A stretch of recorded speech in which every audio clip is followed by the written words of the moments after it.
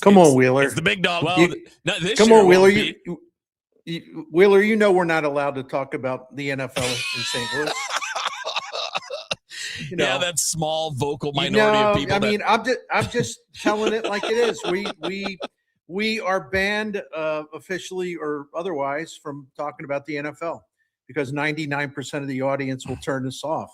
They'll tell us to go take a hike. So they say that, but then they don't go anywhere. Up there. What do you? I'm sorry. I just got to tease you, brother. No, it's good. That's good. We'll get to that coming up. Obviously, we got some baseball stuff before that as well.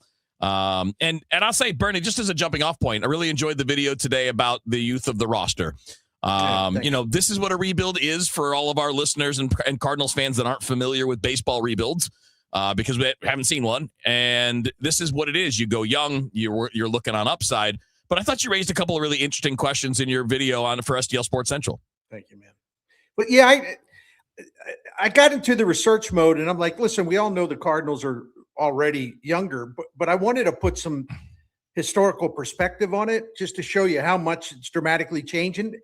And frankly, it's not like nobody could figure that out on their own, but I just wanted to put some numbers to it just to kind of track the evolution of this roster since Chaim Bloom took over and how much it has changed. I think dramatically in terms of the age of the position players, the age of the starting pitchers. The relievers are different because there's always old guys in the bullpen. Yeah. But it's a major change, and it does raise questions because they're going to be a really inexperienced team. But then again, in a rebuild, that's the whole point. You want them to gain experience.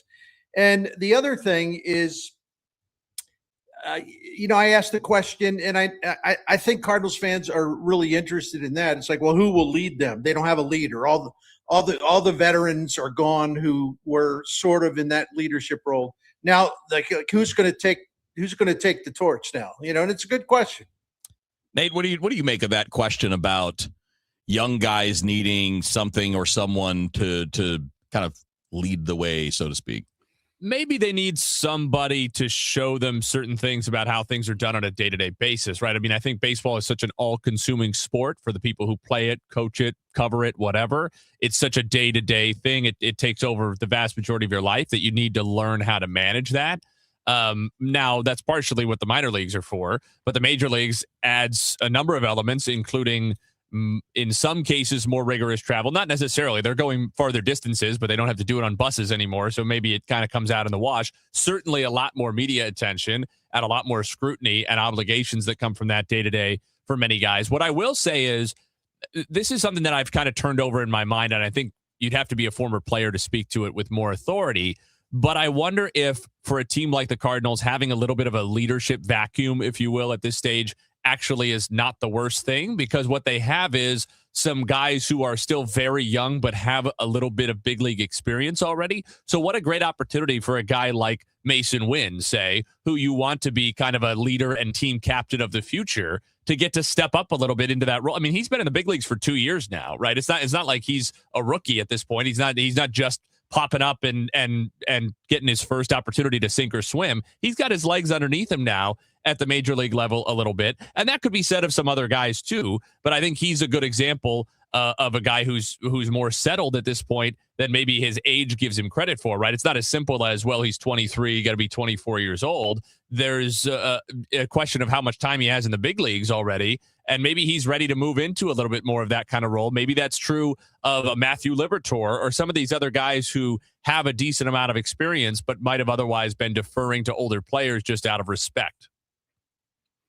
I think Dustin May will be a very strong leader for the starting pitchers. Good call. Because the guy has gone through everything. I mean, a heralded, hyped prospect, the next great pitcher for the Dodgers, couple elbow surgeries, another injury. He almost he had a terrible crisis at a restaurant, just swallowing some food and tearing his esophagus. And I mean, that was actually a very dangerous thing.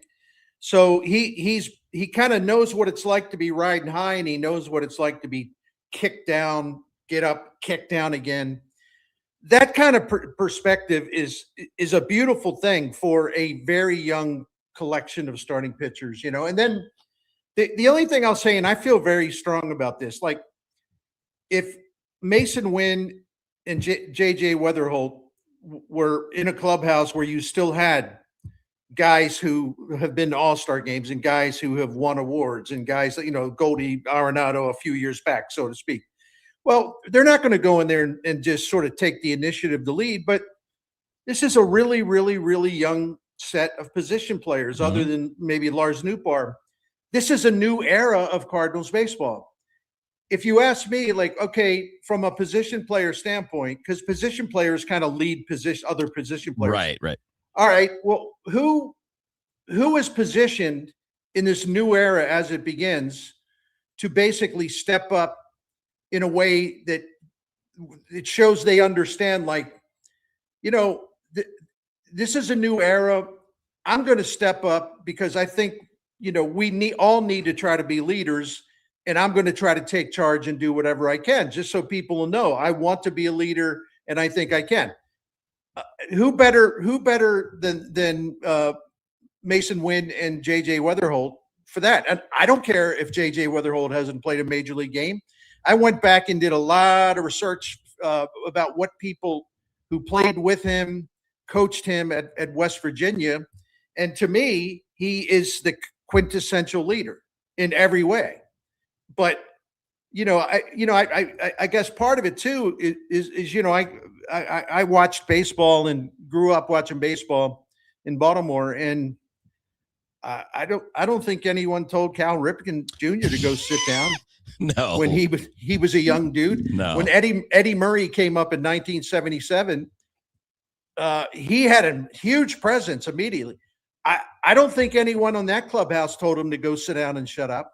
So I think we get too caught up on the age factor. Agree. This is Mason Wynn's time. It's a new era. It's Mason Wynn's time. It's JJ Weatherholt's time. What is the big deal?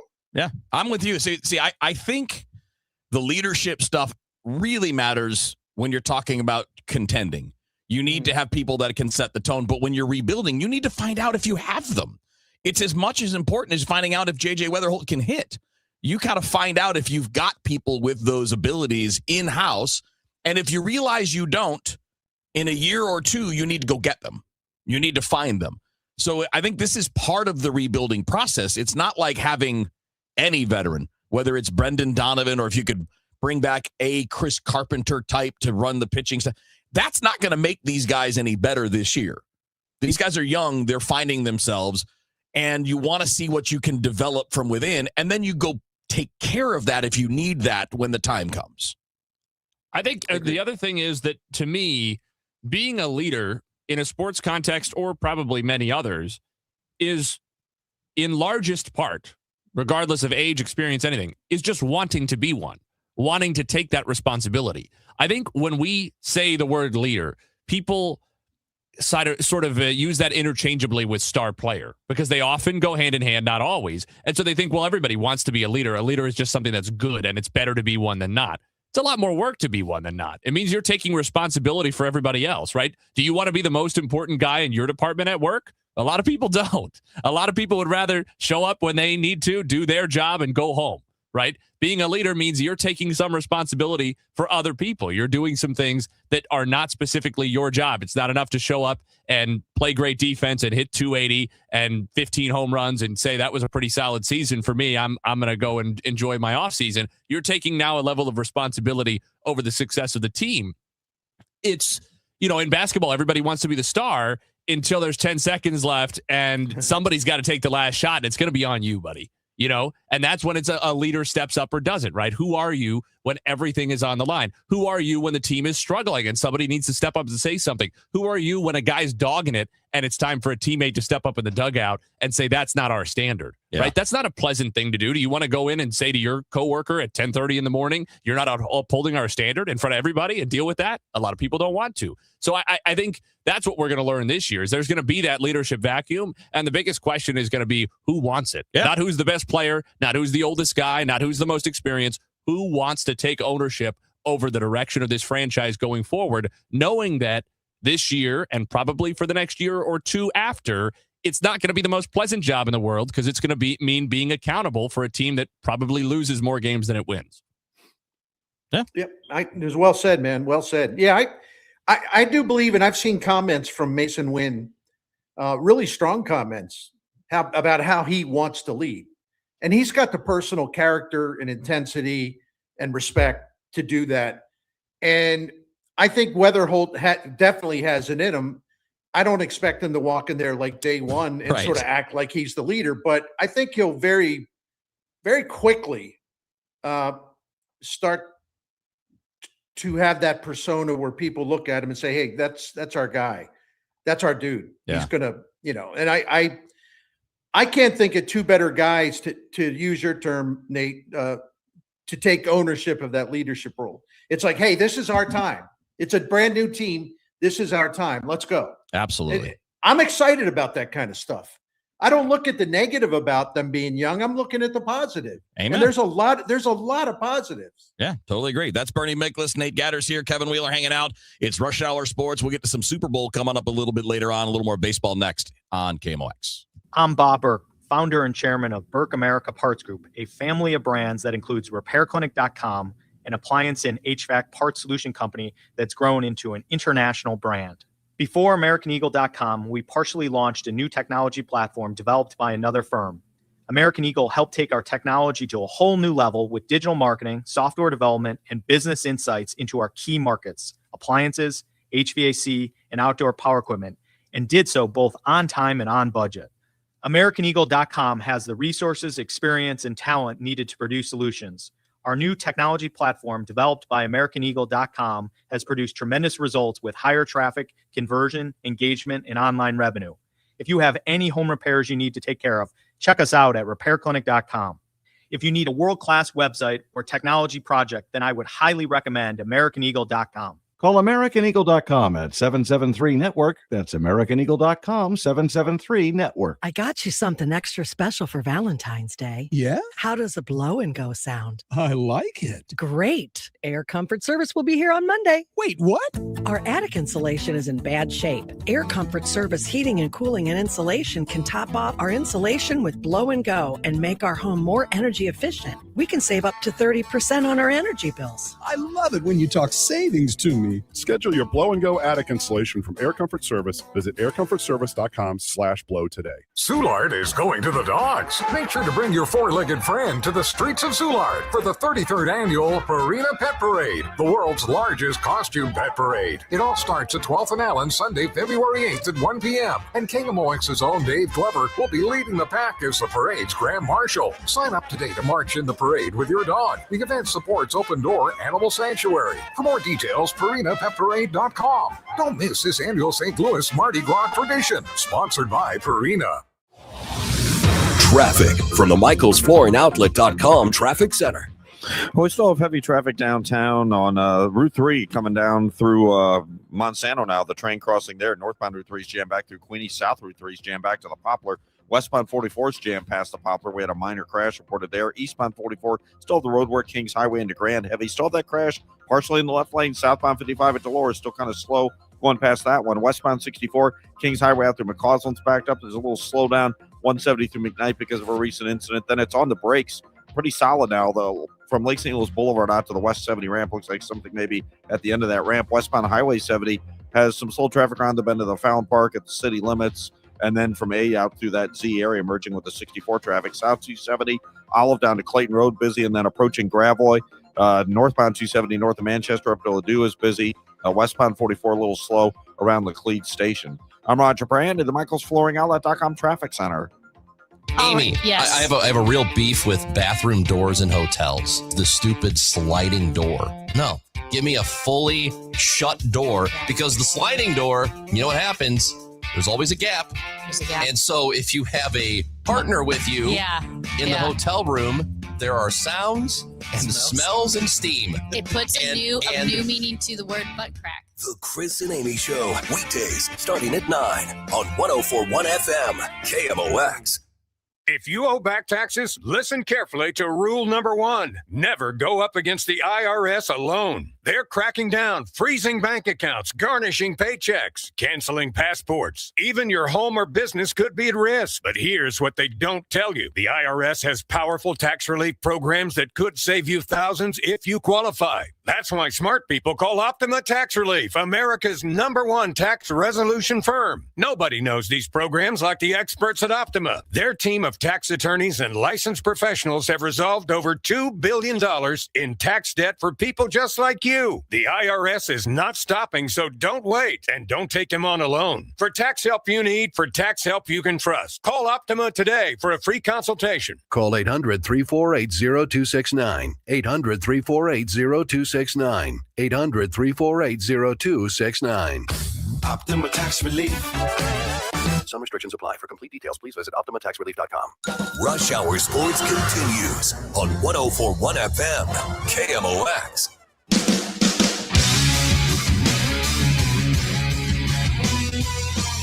All right, it's Rush Hour Sports. Bernie Miklasz, Nate Gatter, Kevin Wheeler hanging out with you here. Matt Pauley getting the day off. He is in Jupiter as of Monday, and he'll be there for more than a month. And then Tom Ackerman will follow him, so we will always have someone down in Jupiter for Cardinals spring training. Picking up on that conversation, guys, a similar note, but kind of just taking it a little further about the young guys, letting them do their thing, letting them kind of grow into who they are. I feel like I hope that we can all, and I think the three of us in this group and a lot of people will do this, but I'm hoping that most fans will follow us in this and not live and die with the outcome of every game or with, like a hot streak or a cold streak. Like if they lose 5 in a row, don't start losing your mind. Because I do think... don't speak for me. I'm calling in every day to tell you about how ridiculous this is. If the Cardinals start 0-2, I'm going to be demanding at least 3 firings. Fire somebody. But I also think it's important for all of us to pass the message along and for people to understand. I don't know if it'll go exactly this way, Bernie, because I know that Ollie Marmol has a very competitive streak to him. But there will be times with a young team where you might let someone do something you're not sure they can do because you kind of have to find out. And the only way to find out is to let them do it, which means you might go, why is he not taking this guy out here? Because he might have to learn how to get out of a jam. He might have to learn how to hit against a left-handed pitcher if he's a left-handed hitter. And this is not a year necessarily where every move is going to be with the same goal in mind. Yeah, it's such a great point, and number one, I think Ollie Marmol has got a great feel for his club. I think Ollie's been here long enough now, and, now this is a really young team. It's kind of in his wheelhouse because he was an outstanding coach in the minor league system for the Cardinals and an outstanding manager in the minor leagues for the Cardinals.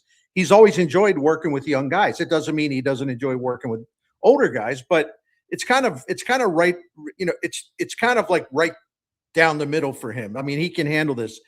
But to your point, I think I'm going to wear everyone out this year by saying something like, this is what you do when you are rebuilding. Yeah. In other words, I'm on record as saying many times, and I'll say it again, I don't care how many games the Cardinals win. I don't care in 2026. Because the things I want to see are the kind of things that you talked about. The manager, Chaim Bloom, everyone who makes decisions, putting guys in a position to where might be hard at first, but they'll be better because of it, because they'll get experience doing something they haven't had much comfort in doing. You got to, pardon the cliche, but you got to let them expand their wings and fly, right? Sometimes you're going to crash.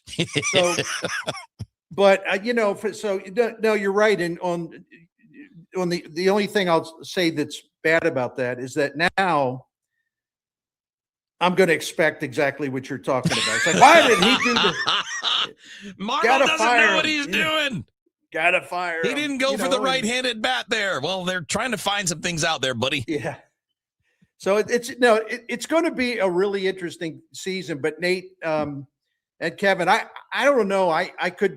This could be wishful thinking, but I think the tone among fans is changing quite a bit. I agree. Not everybody. There's always going to be a percentage of fans.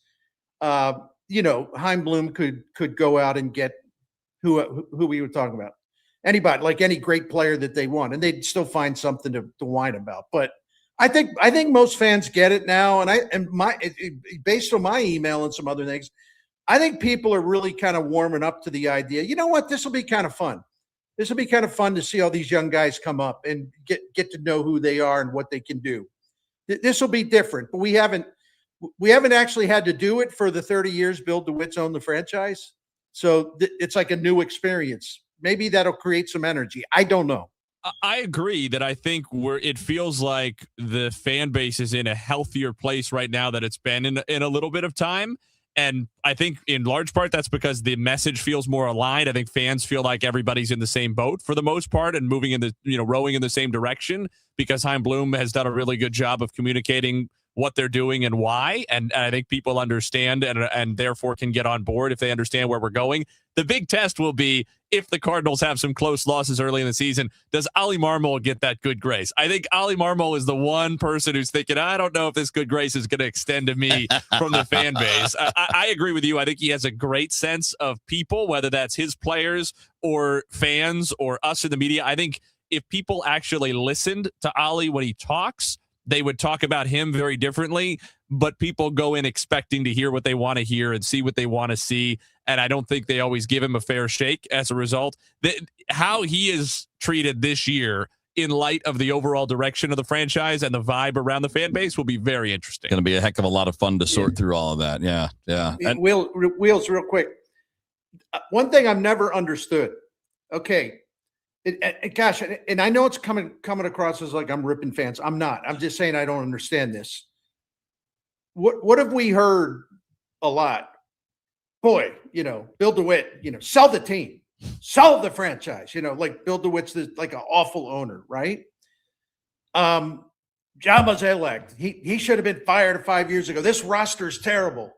They let the farm system fall apart. Where are all the good young players? They don't know what they're doing. They're terrible. The owner's terrible. Mozeliak's terrible. Well, why the hell do you expect the manager to win a lot of games? I mean, does that make any sense to anybody? No. If the owner is horrible, which he's not, and if the president of baseball operations is horrible, and we all spend time criticizing the terrible payroll decisions and moves that weren't made and all the stuff that turned this into a mess.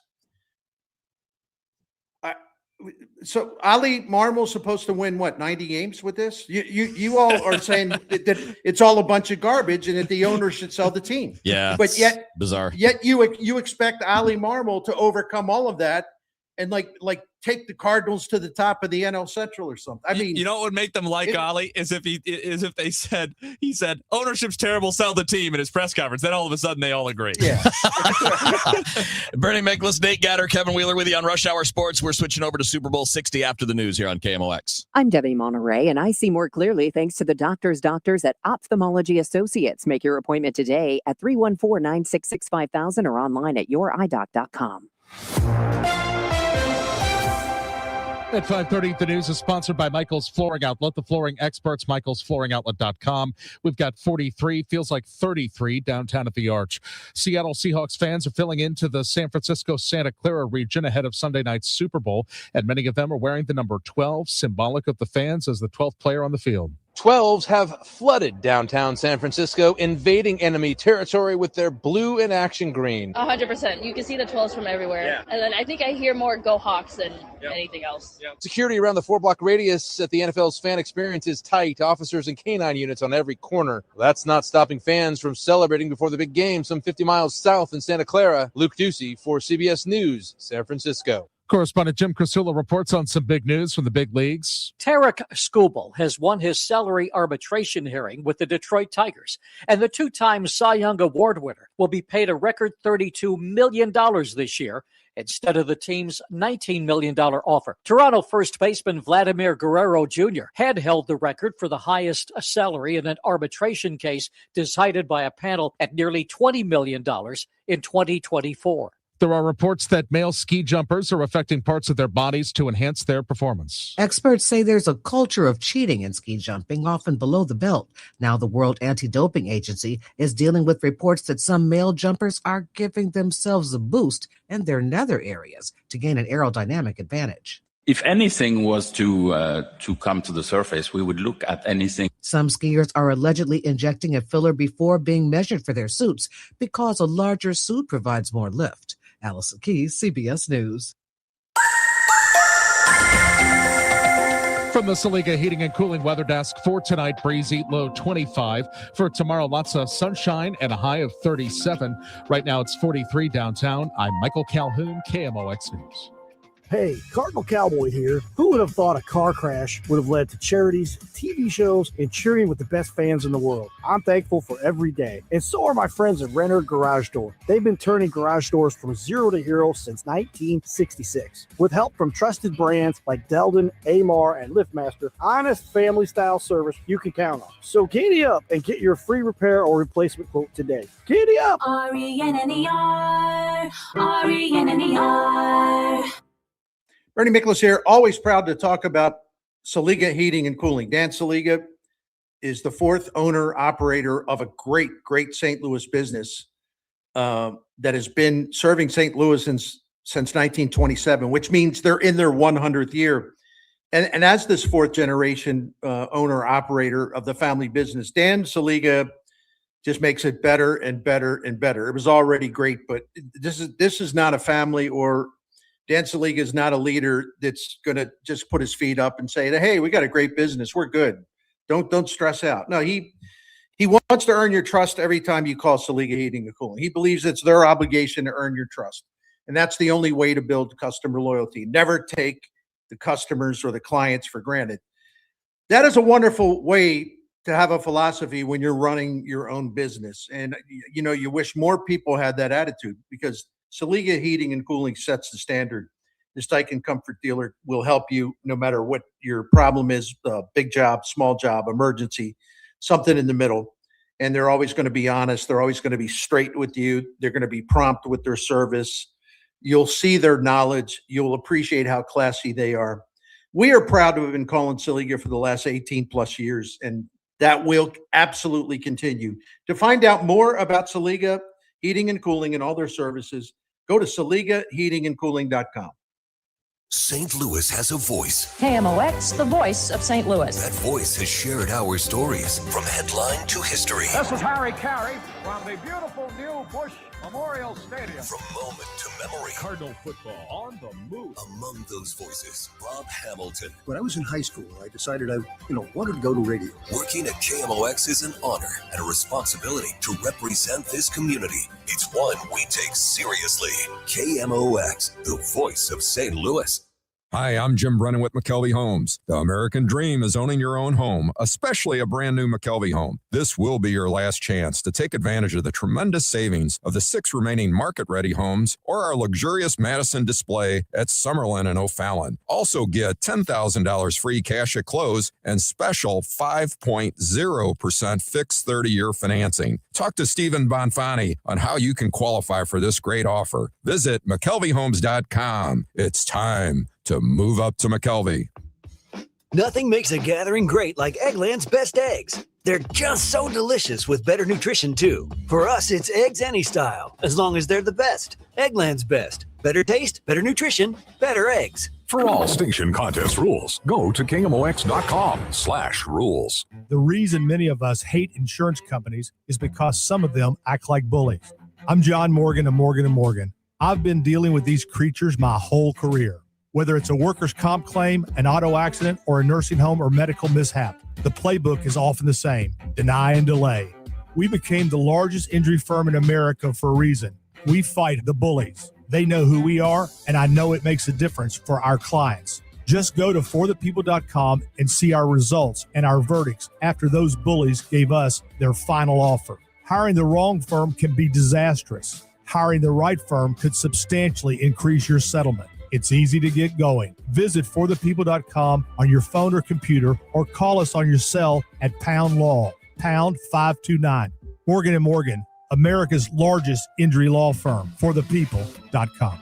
The choice of a lawyer is an important decision and should not be based solely upon advertisements. Past results afford no guarantee of future results. Every case is different and must be judged on its own merits. Hey, it's Debbie Monterey, and I think right now we all need something to look forward to, and a nice little getaway is going to do it for me. So I've been looking at this 5-day Arizona trip that I planned in September, and to me, it sounds absolutely perfect, and I would love for you to join me. Here's what we're going to do. We're going to stay in Flagstaff because that means cooler temperatures. It's a great home base, and from there, we're going to visit Sedona, the Grand Canyon, and Lake Powell all in one trip. I'm talking about red rocks, big views, and that deep blue water at Lake Powell that looks like a postcard. I'm told September is one of the best times to go with fewer crowds, more comfortable weather, and everything's going to be planned out for us. We just show up. If this sounds like something you'd like to do, please join me because I have always wanted to go to the Grand Canyon. Travelwithdebbie.net. That's travelwithdebbie.net or call Cruise and Tour at 800-383-3131. Space is limited, so don't delay. 800-383-3131. Travelwithdebbie.net. When it comes to planning your retirement, there's a lot to think about. Portfolio management, tax planning, and retirement income just to get started. Steve All and his team at the All Financial Group focus on those things and more. Their goal is to help you achieve your goals. Call 636-230-8824 or online, yourmoneymattersstl.com. Investment advisory products and services made available through Impact Partnership Wealth, LLC, IPW, a registered investment advisor. Insurance and annuities offered through Steve All, NPN number 153-07419. Considering buying or selling a home? When it comes to the Gelman team with eXp Realty, numbers don't lie. Over 1,500 Google and Zillow 5-star reviews, nearly 6,000 homes, and $2.5 billion in real estate sold. Call 314-336-1991, thegelmanteam.com. This is the story of the one. As an HVAC technician, he and his digital multimeter are in high demand. So when a noisy office HVAC turns out to be a failing blower motor, he doesn't break a sweat. With Grainger's easy-to-use website and product information, he selects the product he needs to keep everything humming right along. Call 1-800-GRAINGER, click Grainger.com, or just stop by. Grainger, for the ones who get it done. Traffic from the MichaelsFlooringOutlet.com Traffic Center. Well, we got restrictions in both directions now on 55. We still have that crash. Those folks are waiting, I guess, for a police report. They've been out there all afternoon. Left lane partially blocked at Delore. It's a little slow there, but a new crash northbound 55 at River to Pear. Left lane blocked there. It's a solid jam back through Bayless on northbound 55 right now. Westbound 64 from the Science Center out to McCausland's heavy.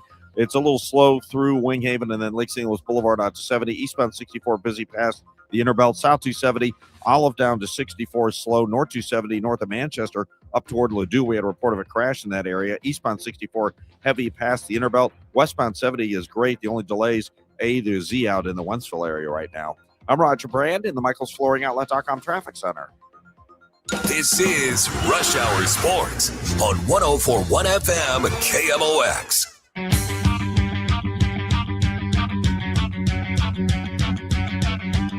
All right, it's Rush Hour Sports. Bernie Miklasz, Nate Gatter, Kevin Wheeler hanging out with you here. Time to talk Super Bowl 60. And, you know, when you look at the matchup, it's a lot of fun, right? It's two 14-3 teams, two really good defensive teams. If you look at the rankings, they're both in the top 6 or 7 in total yards allowed this year. They're both in the top 4 in points allowed.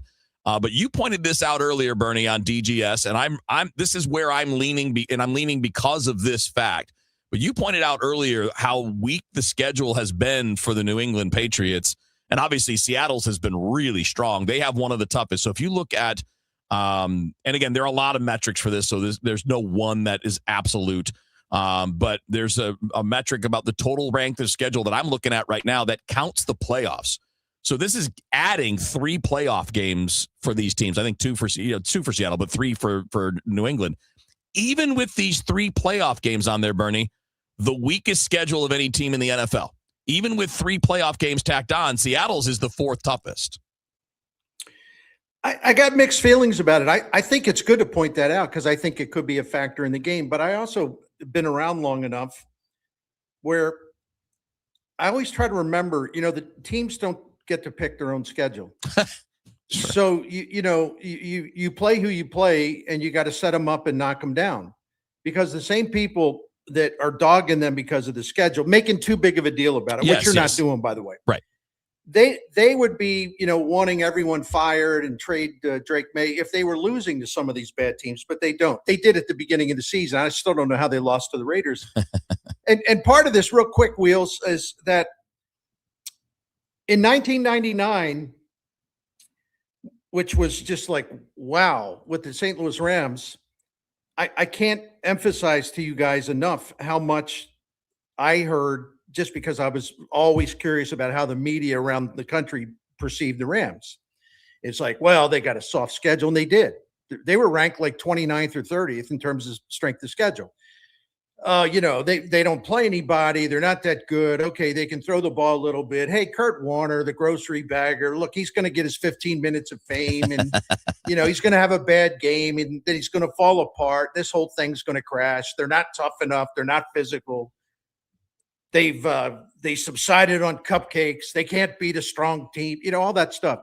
I heard all that stuff all year long. Everyone kept assuming they were going to fail. They didn't fail. And Kurt Warner's in the Pro Football Hall of Fame. My point being, it is quite possible to have a weak schedule, but still be a great football team.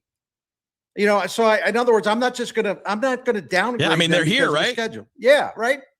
So I hope what I said makes sense. It does. Trying to. Yeah, it's an interesting note, but it's not a be all end all. It's just kind of part of what you're adding together to see which way you want to lean on it. Right. I had Aaron Schatz on Sports Open Line on Wednesday evening, and he came up with the advanced metric DVOA. Yeah, he's a very plugged in kind of analytics football guy. It's great. That was the very first thing that he brought up when I asked him about the Patriots and if the schedule was a concern for him or not.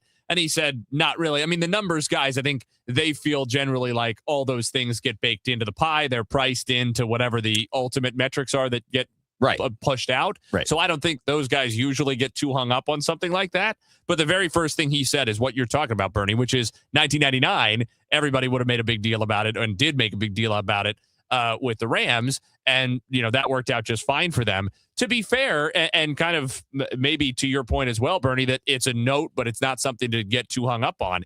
It's not like some of what I hear about how people are talking about the Patriots is like they're an 8, 9, 10 point underdog in this game. They're 4.5 point underdogs, which in the NFL is not nothing, right? I get that. That's Vegas saying we think the Seahawks are appreciably more likely to win this game. And that the action is telling them to hold there. Right. Yeah. That line hasn't moved. Right. But I saw something like 70+% of spread bets have been on the Seahawks. So at that point, Vegas really doesn't have a choice. If anything, the spread, that's not so much their predictions. It's just reacting to the public money that's coming in. But 4.5 points is hardly insurmountable, right? They're not saying this is like the Jets who made the Super Bowl to play the Seahawks. They're just saying that we think Seattle has the leg up, and you can understand why they would think that. Yeah, sure. But this is a really, really good Patriots defense, and it is a Sam Darnold. And this is not me saying that Sam Darnold is it's not me trying to play into some kind of narrative or paint him into a corner, right? He is a risk-taking quarterback. That's not me saying he's a choke artist. He's somebody who will roll out and throw the ball back over the middle, right? That's kind of who in his DNA, even when he's playing well, he's a bit of a risk taker. If as an underdog, that's exactly the kind of quarterback you want to face because he's the kind of quarterback who is prone to turning the ball over a couple of times. You do that more than makes up for 4.5 points in the spread. If you baked into this that Sam Darnold's going to turn the ball over twice, the Patriots are probably favored to win the game at that point. So I look at this as not a toss-up. I do think Seattle wins the game, but it's not. The Patriots will not need to do something incredible to win this game. They could get 1 or 2 breaks and be in position to win. Wheels, tell me if we need a break, and I'll shut up. Yeah, about 3 minutes, yeah. Okay. The one thing I really, truly believe, I will be genuinely surprised if this game's any kind of blowout. The reason is because the Patriots are a top 4 team in the league in terms of points per game and points allowed per game. I mean, they're good. They have a great coach, too. I think there's been some overreaction to Drake May in terms of being choppy, being harassed, being lacking some composure, just sort of being, like a newborn, like a baby deer that, can't get their feet, and he's kind of sliding all over the place. I get it, but one thing I've learned actually from people like Aaron Schatz is if you want me to evaluate a quarterback or anybody else, I'm always going to go with the much larger sample size. Correct. And Drake May has had a phenomenal season. Where did he finish in the MVP voting again? Yeah, very close second. And the thing of it is that he's, despite all the stuff and howling winds, snow, freezing rain, and he also was playing 3 top 9 defenses. Yep. The kid still found a way to make some big plays when it looked like they were about to go down. So I think people are sort of discounting how good he is because what they're remembering are those 3 playoff games. And that's not necessarily an accurate measure. And if we're going to talk about this some more, I also want to throw out a couple of numbers. The Super Bowl has become a haven for underdogs. And I'll share some of that if on the other side, if you want. Sure. Yeah, let's do that. So we'll save that for the other side. A few other things to get into as well. And to build off of that, I think it's also important to note that a game is not played over 18, 19, 20 weeks. A game is a game. And a lot of individual matchups don't play out the same when you're looking at how you face against other teams. So it's just about how you two match up and how you're going in that one game. So, yeah, the background helps us, but how does that play in the individual matchups? We'll talk about that, and we'll get to those notes. Bernie's got some great notes on this. We'll do that next up here on Rush Hour Sports. Hey, Happy New Year, big boy. Hey, what's up, Izzy? Also known as the Kool-Aid Man. You got any New Year's resolutions? I got one, Eddie. I've promised myself to spend more time on that toasty, warm, huge, heated outdoor patio of yours. It's nothing like having your coat off, drinking the coldest beer in town with hundreds of your family, friends. Man, it is a toasted patio, and that's a great resolution. And, thanks for not mentioning things like weight loss and health kick. And those would be hard in Fast Eddie's. It'd be hard to lose any kind of weight or take away from anything when you got the 5-pound Fat Eddie burger, the hot chick on a stick, that big Elwood on a stick, and those succulent peel and eat shrimp. Yeah, I am not losing any weight hanging around your place. I learned it's a lot easier just to make those resolutions simple and fun, buddy. Man, and that's easy. You're right. That's a great resolution. So make your resolution fun. And head on over to Fast Eddie's Bon Air. You know where to go across that big, beautiful Clark Bridge and come into Alton, Illinois. So like Mr. Shannon always said, if you're 21 and in the mood, we'll see you at Fast Eddie's Bon Air. Kool-Aid Man. When I first got into the real estate market when I was much, much, much, much younger, 30 plus years ago, things were pretty easy. You put a house up, it sold, you bought a new one. It was really that. But in today's market, it's not like that. In today's market, the agent that you choose matters more than it ever has. And to me, there's just one great, clear choice, and that's Gloria Liu. Look, I'm Kevin Wheeler, and I got to tell you, I've gotten to know Gloria over the last couple of months. She walked me through how their systems work, what separates them from other real estate agents. And I'll tell you this, with Gloria Liu and Your Home Sold Guaranteed Realty, there is no better option. She sells homes faster and for more than the average agent. She has a database of thousands of buyers in waiting. And a lot of them are looking for a home that might be yours, and they're right there waiting, so that your home could already be sold. And she's helped thousands of families in her 23 years. Think about that. 23 years in real estate. That experience and her systems set Gloria apart. And look, the average agent sells 4 or 5 homes a year. Gloria sells one about every other day, just to give you an idea of perspective there. So here's what you want to understand. Gloria has a couple of different upfront written guarantees. She will sell your home at a price and in a time frame acceptable to you, or she will buy it. And the other option is she'll sell your home at 100% of market value, or she will pay you the difference. You're not going to find those options anywhere else. So when you're ready to sell, do yourself a favor. Call Gloria Liu, 314-325-6888. That's 314-325-6888. Or visit GloriaHasTheBuyers.com. As always, seller and Gloria must agree on price and possession date.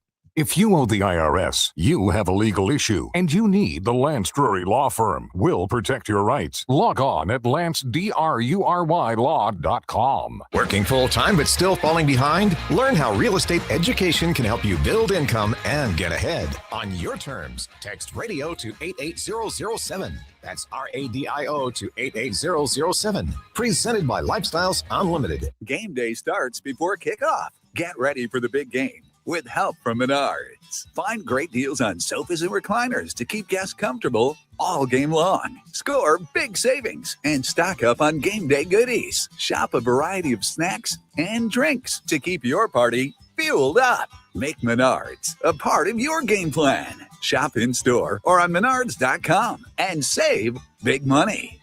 Save big money at Menards. Traffic from the MichaelsFlooringOutlet.com Traffic Center.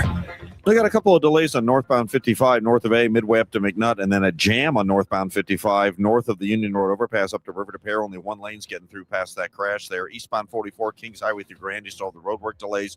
Westbound 64 is still a little slow, Clayton, Skinker, McCausland area, and out in St. Charles County, it's backed up west of Lake St. Louis Boulevard out to 70. Eastbound 64 is slow through the Interbelt, and a little backup past the ballpark to the Poplar. We had a minor crash in that area. Otherwise, southbound 270, the ramp lanes at the Rock Road, north 170, a little busy at Airport Road. I'm Roger Brand in the MichaelsFlooringOutlet.com Traffic Center. This is Rush Hour Sports on 104.1 FM KMOX. All right, Rush Hour Sports. Bernie Miklasz, Nate Gatter, Kevin Wheeler hanging out with you here for about another 4 minutes before we take off. And then you got Sports Open Line coming up after the top of the hour with Nate. So hang tight for that. You got 2 more hours of sports here on KMOX. All right, Bernie, back to the point you were making. I think that you made a little bit of this point on DGS earlier today. I think it's really cool. Listen, I could give you a bunch of them. I'm just going to limit it to a couple. It's amazing to me how the Super Bowl has turned into this underdog killer, or the underdog killing the favorite. I mean, it's especially if you're wagering against the spread, right? Okay, so in the last 28 Super Bowls, the team that is the better playoff seed coming into the playoffs, the better seeded team, or they're 2-17-2 against the spread. That's a 10.5. That's a 10.5% success rate covering the spread, the better team. And over the past 24 years, underdogs in the Super Bowl are 18-6 against the spread. That's 75%. And then that includes a 14-4 record, 77.7% in the last 18 Super Bowls. I mean, I think that stuff's remarkable, really. And maybe we assume the favorite is just far superior, and sometimes they are. But that's why I just think this is going to be a tight game. And one of the reasons, and this will be the last thing I say, one of the reasons I think Seattle's got the better overall team, okay? The other thing is their coach, Mike McDonald, who is a brilliant strategist.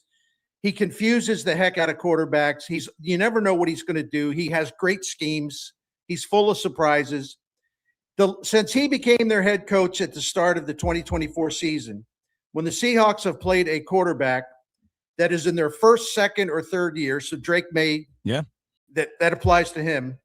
Seattle is 10-1 in those games, and the quarterbacks have horrendous numbers. Oof. I mean, just horrendous. So I think the McDonald factor is going to be really big in tilting this game towards the Seahawks. Yeah, I think that's very fair. I mean, especially because of, I go back to how it was at the end of the regular season, the Week 18 game against San Francisco. Actually, I have former Broncos offensive lineman and Super Bowl champion Ryan Harris is going to be with me on Sports Open Line, and he and I called that game for Westwood One, and it was overwhelming the way that Seattle just suffocated San Francisco. Seattle's defense did. And part of that is that their defensive line has been really good, and they've been able to create some pressure without blitzing a whole lot. Yeah. They picked their spots. I think Aaron Schatz said he thinks that we're going to see a lot of blitzing from the Patriots in this game because of the fact that the Seahawks have not done, that Darnold is not particularly effective against the blitz. Patriots are going to want to take away the play action where Darnold is at his best. The one thing I'll say on the Seattle defense side, and it's impossible to know with the information we have, or really the information we don't have at this stage, Nick Emanwari, their rookie sort of slot guy, linebacker, strong safety linebacker type, one of those hybrid role guys who's kind of all over the field for them defensively in their secondary, had the ankle injury in practice a couple of days ago. I think his health, if he plays, which I think he will. Sounds like he's planning on it. If he's at least, say, 80%, probably not a big deal. If you're at a 50% or worse, Emanwari, that's going to be a real problem for them, because I think he allows McDonald to get really creative because of how many different things he can do. He can cover really well. He can blitz. You can trust him in the open field to bring somebody down. He has been phenomenal this year. Ryan Harris, you'll hear that interview coming up on Open Line.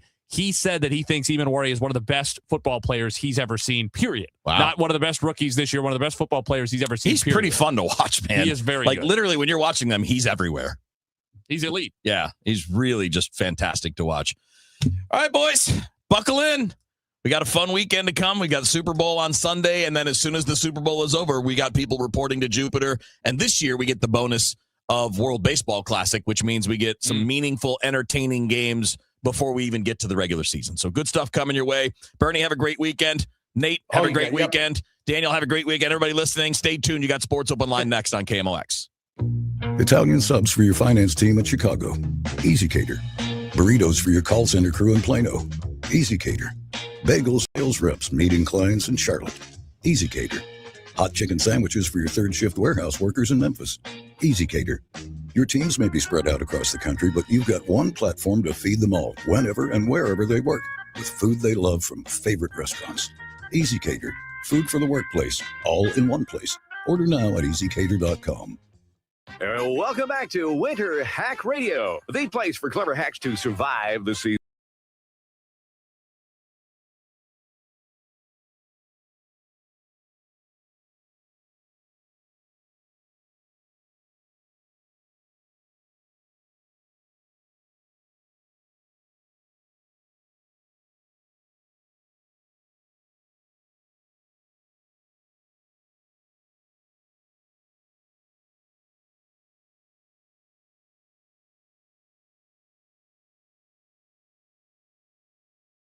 Download the most recent white paper written by E3 Consultants Group titled The Power of a Professional Tax Strategy Team. Go to e3wealth.com/radio to obtain a copy. It's time to learn about wealth and tax strategies that protect your personal and business economy. E3 is ready to help you think differently about your finances. Educate, empower, enlighten. That's the E3 difference. Hey, Dad, how do airplanes fly? What's in this box? Is this tree good for climbing? How are babies made? What does this thing do? Kids are curious about everything, including guns. Talking to them about gun safety in your home is a good first step, but you can do more. Always keep your guns locked, unloaded, and stored separately from ammunition. Safe gun storage saves lives. Learn how to make your home safer at endfamilyfire.org. That's endfamilyfire.org. Brought to you by End Family Fire, Brady, and the Ad Council. Traffic from the michaelsflooringoutlet.com traffic center. Well, we still got the crash northbound 55 at River to Pear. Only one lane's open. The left lane looks like it's the one that's open now. It's a solid jam back to the Union Road overpass. And northbound 55 north of A, midway up to McNutt, there's road work backing you up at that point as well. Eastbound 44 road work. Delays east of Kings Highway into Grand. The right lane's closed there. Westbound 64 a little slow at the city limits. After that, you have a good run till you get out to west of Lake St. Louis Boulevard. And then it's a solid jam out onto the ramp to westbound 70 if you're headed that way. Eastbound 64, just a little slow past the Interbelt right now. Don't forget tonight, 8 p.m. to 5 a.m. tomorrow morning, they're going to have the restrictions northbound 270 between 64 and Ladue. It's going to be down to one lane and all weekend. So beginning tonight through Monday morning at about 5, Conway Road underneath 270 there is going to be shut down so they can demolish that bridge. I'm Roger Brand at the michaelsflooringoutlet.com traffic center. News, talk, cards. KMOX AM St. Louis. KMOX FM Hazelwood. Always live on the free Odyssey app. This is CBS News on the Hour, your home for original reporting. I'm Jennifer Kuiper. A racist post on President Trump's social media account depicting former President Obama and his wife Michelle as primates in a jungle has been taken down. The White House initially defended the Republican president's post last night, but it was deleted today after widespread backlash. More from CBS's Weijia Zhang. Right now, the White House says it was an unidentified staffer who was responsible for this. And I can tell you all day, we have been pressing the White House about who this person was. What kind of access does he or she have to the president's phone and social media accounts? And what kind of consequences, if any, this person will face? President Trump earlier was asked by reporters about the online post and ignored the question. The FBI arrests a suspect in the deadly 2012 Benghazi attack. Feds say Zubair al-Bakush was a key participant in the attack on a U.S. compound in Benghazi, Libya, that killed U.S. Ambassador Chris Stevens and 3 other Americans. He's in custody. CBS's Charlie D'Agata. There could have been dozens of Americans who were killed that night. Local militia, friendly militia, and local SEAL teams were able to evacuate Americans from that consulate area to an annex, which is about a half mile away. The Dow closed above 50,000 for the first time. CBS's Jason Brooks. The Dow soared higher by more than 1,200 points as stocks rebounded from a week of heavy tech selling, with AI chipmaker NVIDIA leading the Dow's big rally, with big assists to Caterpillar, 3M, and Goldman Sachs. In addition to the Dow topping 50,000, the NASDAQ and S&P 500 also surged higher, overcoming a rough day for Amazon.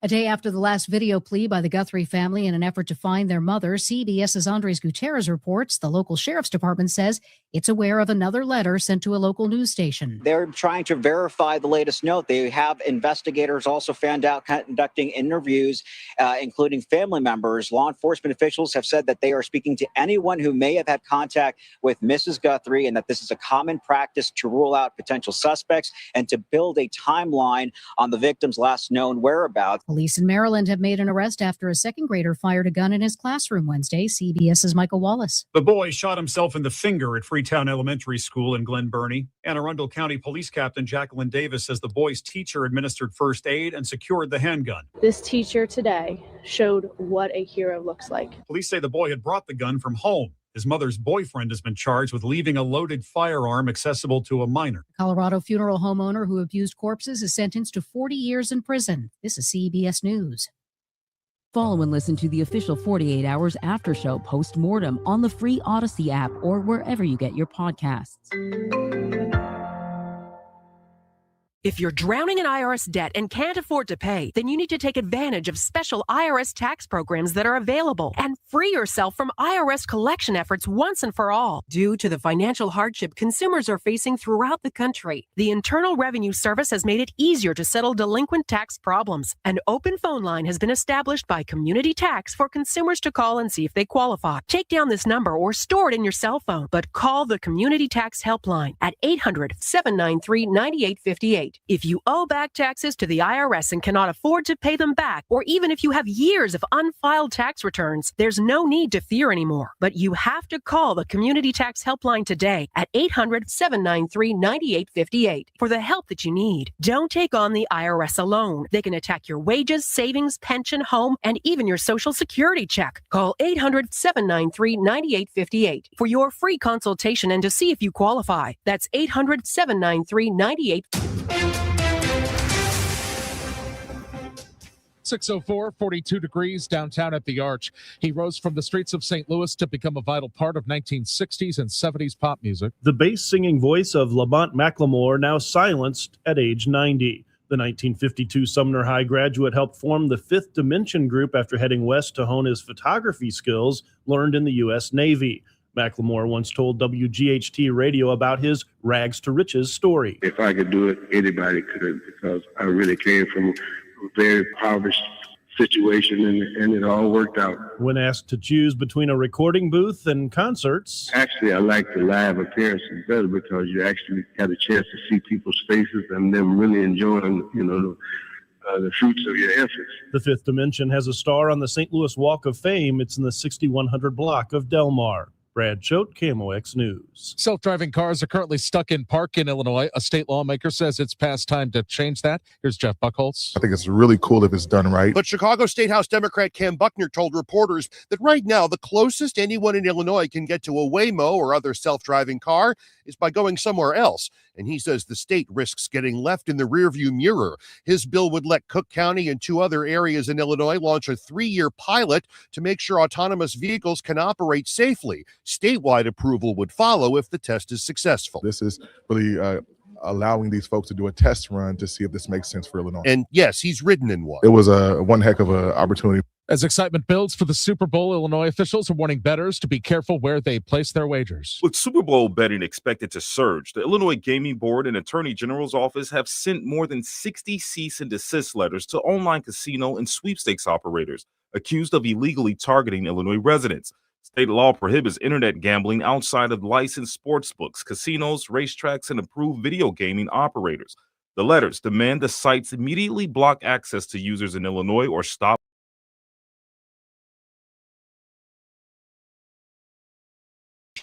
WBBM.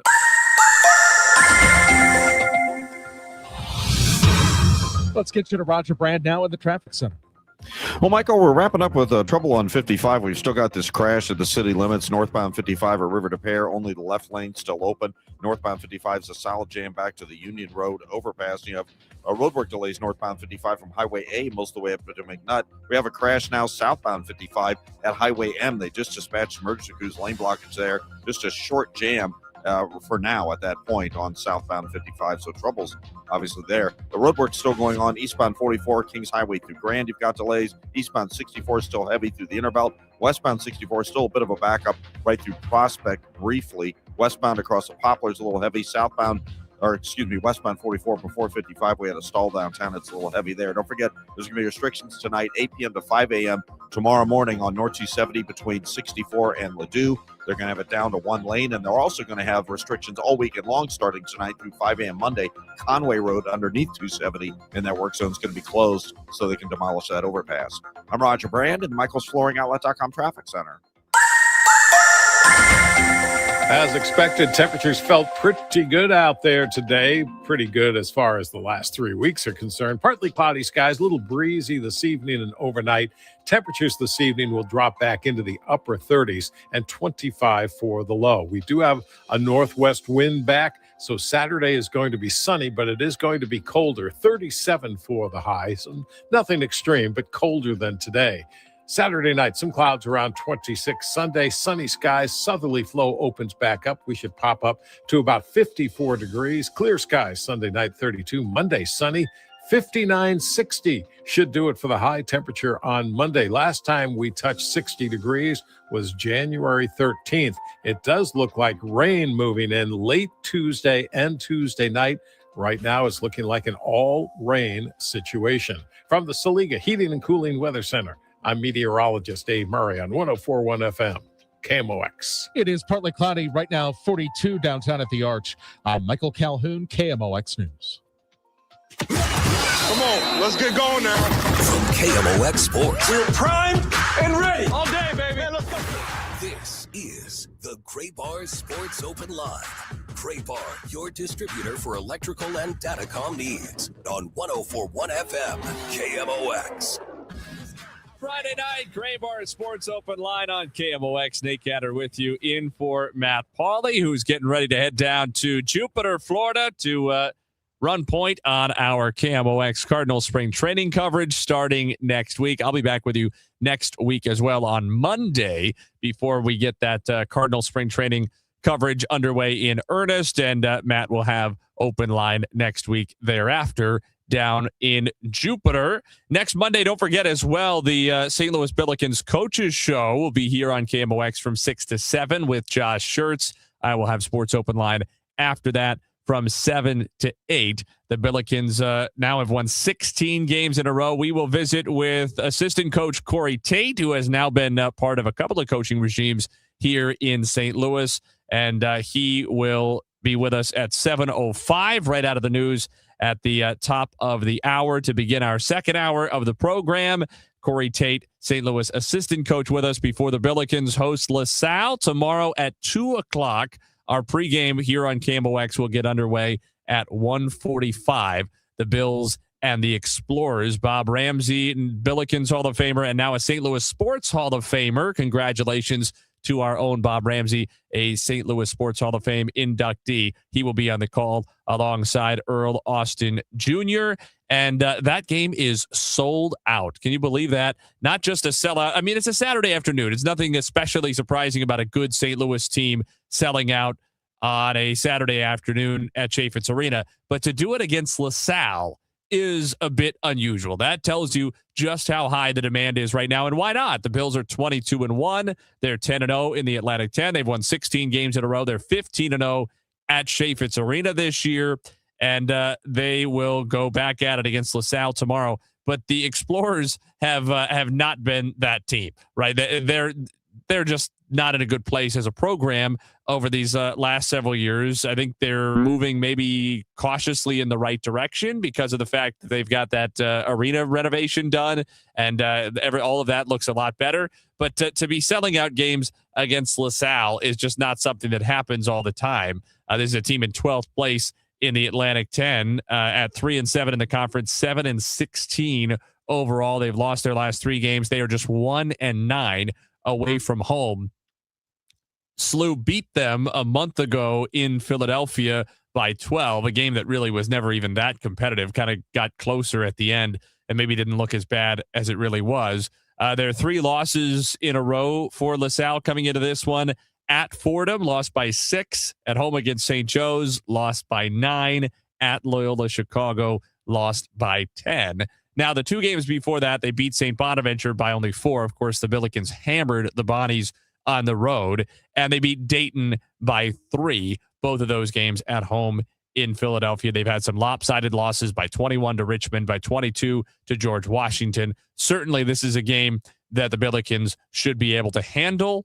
Can't take anybody lightly. They will then be going on the road to play Loyola and Rhode Island before the next really big game on the schedule. And it's going to be a big finish to the year. The next really big game on the schedule is 2 weeks from tonight when they host VCU for the Billiken Blue Out. That's a 6 o'clock tip-off on Friday the 20th, then at Dayton, and they will finish the year at George Mason. Those Dayton and George Mason games on the road, of course, will be major challenges. But I'm sure Corey Tate will tell us at 7:05, one game at a time. And although it's coach speak, and although it is a little bit boring sometimes, there is really nothing else to do. You can't play them multiple games at once. Wouldn't want to, even if you could. So we'll talk plenty of Billikens. Talked about the Cardinals during Rush Hour Sports. There is one bit of, I guess it's only quasi-Cardinals news breaking here in the last few minutes. It's former Cardinals news, and that is that Paul Goldschmidt has re-signed with the New York Yankees on a 1-year contract. 38-year-old Goldschmidt going back to the Bronx. He had .274 last year with an OPS of .731. Good against left-handed pitching, in particular in the playoffs. So the Yankees bring back Paul Goldschmidt for another season. It'll be his 2nd year there in the Bronx.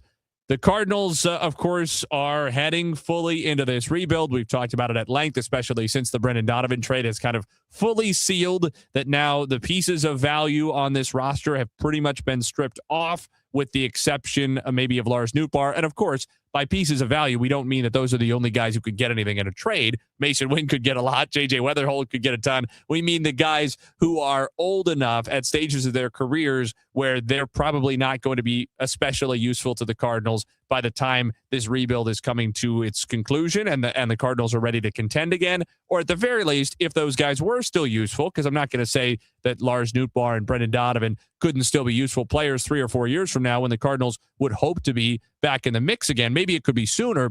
The question is also about price tag and what those guys will be worth relative to their price tag getting into their 30s. Obviously, we all understand this, and that's why you make moves with those guys. So Lars Nootbaar is really the only guy left who fits the bill as somebody who would probably be a trade candidate, where he has more value to other teams with the player he is at the stage of his career he's in than he does to the Cardinals. But with his heel injuries and his uncertainty for opening day and the fact that his value in general is just not at its high point right now, it makes sense for the Cardinals to hang on to him probably until the trade deadline, and we'll just see what kind of Lars Nootbaar we get for the first half of the season, or at least as much of the first half of the season as he is healthy and available and out on the field.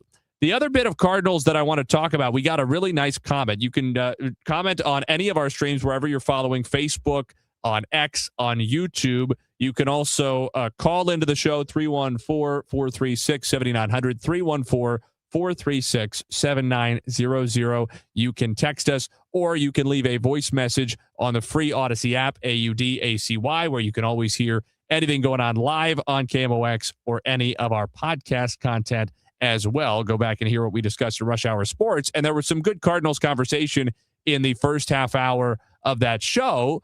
Unfortunately, well, fortunately for us, we got a great comment from Matt on YouTube. Unfortunately, Matt waited until 5:27 to ask his great question, and we were out of time to talk about the Cardinals. So, Matt, clean it up a little bit. That is not good radio producing on your part, but a good question in general. It was, can one or all of you share an example of a team at this stage in a rebuild that had a season you considered entertaining, even if they weren't winning? Because we've been talking, and I think with good reason, about the Cardinals being a team who this year figured to be entertaining and interesting, even though they probably won't be very good. They probably will not be any kind of serious contender to win the division or go to the playoffs. They might not even be a serious contender to flirt with the 500 mark, right? They might be off in the corner of the bar, not flirting with anybody. But that doesn't mean they won't be entertaining and interesting for this fan base. And I think a lot of folks are on board with that. So let's talk a little bit more about that in the next segment. And although Matt's question was for one or all of you, meaning Kevin Wheeler and Bernie Miklas, who were with me during Rush Hour Sports, you're going to have to deal with the fact that now it's just me. And there's one particular team that comes to my mind in recent history that was not good at all. In fact, probably worse than the Cardinals will be this year, but was nonetheless interesting, even from an outside perspective, as a team that I didn't particularly care about one way or the other, and I think was very engaging for their fan base. We'll talk about that after this. Gray Bar Sports Open Line getting started here on KMOX. Hey, St. Louis City SC fans, mark your calendars now. The Boys in Red return to Energizer Park to kick off Season 4 Saturday, February 21st. And you could be there for the dawn of a new golden era of St. Louis soccer. Go to stlcitysc.com/tickets and reserve your seat now for the MLS home opener versus Charlotte FC. Limited quantities remain. See you soon, St. Louis. St. Louis has a voice. KMOX, the voice of St. Louis. That voice has shared our stories from headline to history. Swing and a home run to left. The first Major League home run for Albert Pujols. Among those voices, Dan Deerdorf. Good football town with a lot of good football fans, and they deserve better than to have both of our teams lead. Working at KMOX is an honor and a responsibility to represent this community. It's one we take seriously. KMOX, the voice of St. Louis. This is the story of the one. As the purchasing manager at a manufacturing plant, she knows the only thing more important than having the right safety gear is having it there when you need it. That's why she partners with Grainger for auto reordering, so her team members can count on her to have cut-resistant gloves on hand, and each shift can run safely and efficiently. Call 1-800-GRAINGER, click Grainger.com, or just stop by. Grainger, for the ones who get it done. Why'd I go to the doctor? Working on the farm, my heart kept skipping a beat. I didn't think much of it, but my daughters made me get checked out. Turns out I have atrial fibrillation, which increases the risk of stroke about 5 times. Symptoms like irregular heartbeat, heart racing, chest pain, shortness of breath, fatigue, or lightheadedness can come and go.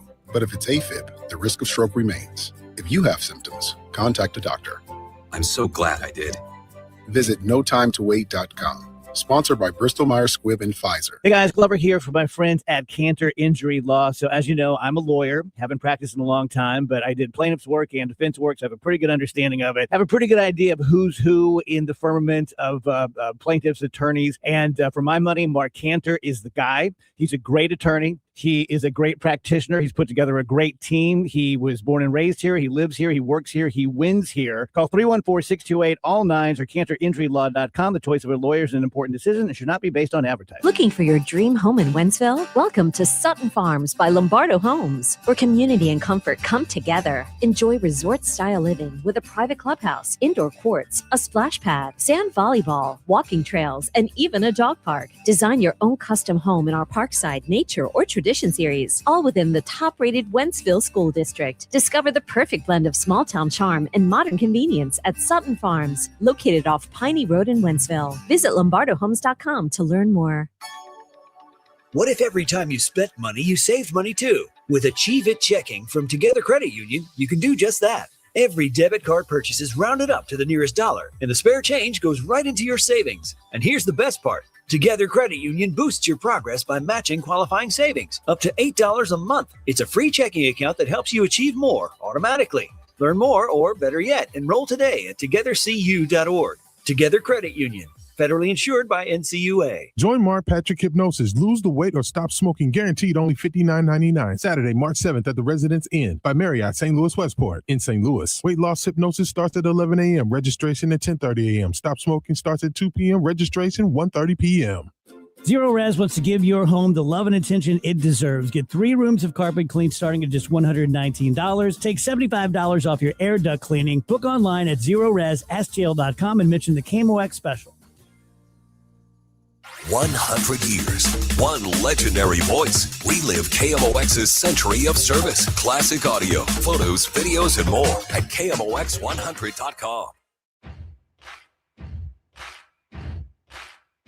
Gray Bar Sports Open Line continues this evening. Nate Gatter back with you in for Matt Pauley. Told you we're going to be talking Billikens later in this hour. Corey Tate, assistant coach of the St. Louis University men's basketball team, will visit with us just after the top of the hour, 7:05 or thereabouts. We will talk to Mr. Tate. And then around 7:30, 7:35, we're going to hear a conversation that I had just an hour or two ago with Ryan Harris, former offensive lineman for the Denver Broncos. He was a Super Bowl champion in Santa Clara, playing for the Broncos when they beat the Carolina Panthers in Super Bowl 50, the only other time the Super Bowl has been played at Levi's Stadium. He will be there as part of the Westwood One national radio broadcast team, helping with the analysis, pregame, halftime, postgame shows, and you will hear his thoughts. I think it's really interesting during the second hour, talking about the Super Bowl, and we'll spend some time on the NFL. If you've got any other questions or comments, topics that you want us to discuss this evening, feel free to make your voice a part of the show. Talkback feature on the free Odyssey app, in our comment sections on Facebook, X, YouTube, or by calling our listener line at 314-436-7900, 314-436-7900. Before the break, we started to talk about the Cardinals and how this season sets up, and a really interesting comment we got from Matt on YouTube during Rush Hour Sports. Just once again, in case you weren't with us, he said, can one or all of you, again, he was talking about Kevin Wheeler and Bernie Miklasz. We were out of time, so he only gets me, share an example of a team at this stage in a rebuild that had a season you considered entertaining, even if they weren't winning. What stands out to me, and this was kind of just my first instinct. Well, there were a couple others, actually. One of my first instincts was the Cubs the year that Chris Bryant got called up. And I was like, there was a lot of energy around that team. And then I looked them up, and they won 97 games that year. So that does not count, right? That's way better than we expect the Cardinals to be this year. So I'm ruling that one out because that would not be fair. So I'm looking for a team in the last 10 or 15 years that did not have a good season, but did have excitement around them, and as a result, did have entertainment value. And to me, the one that stood out was the 2017 Chicago White Sox. They won only 67 games. They actually fired their manager at the end of the season, Rick Renteria. And it was not a good season, right? They finished fourth in the 5-team division, just a few games ahead of Detroit. They lost 95 games. I think we expect the Cardinals to be better than that. Vegas expects them to be at least a few games better. We talked about it 2 nights ago on Sports Open Line. Last time I saw Vegas had the Cardinals over-under line on wins for the season at 69.5.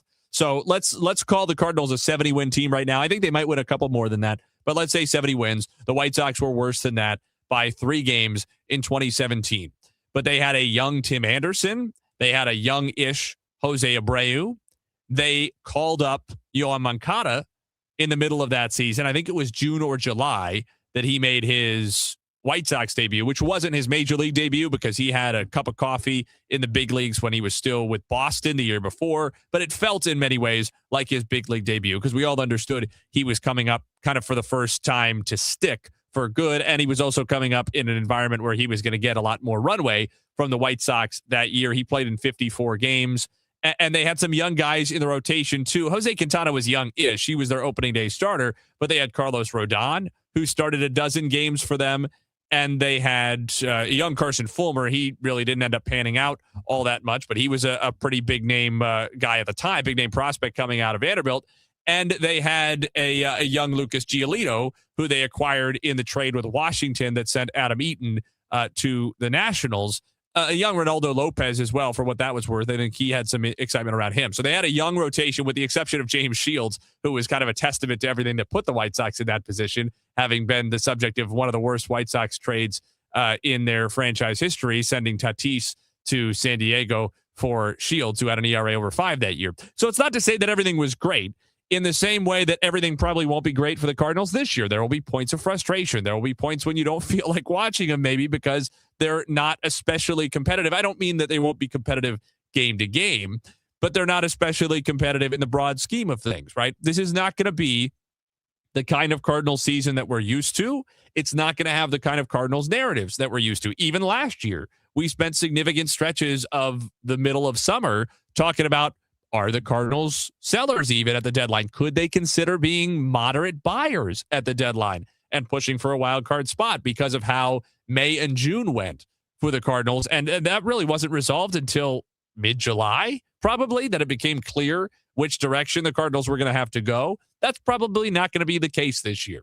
Even if the Cardinals had a shockingly good first half of the season, it's unlikely they would be anything but very, very marginal buyers, right? They're not going to give up anything that would compromise the future of the organization in any way.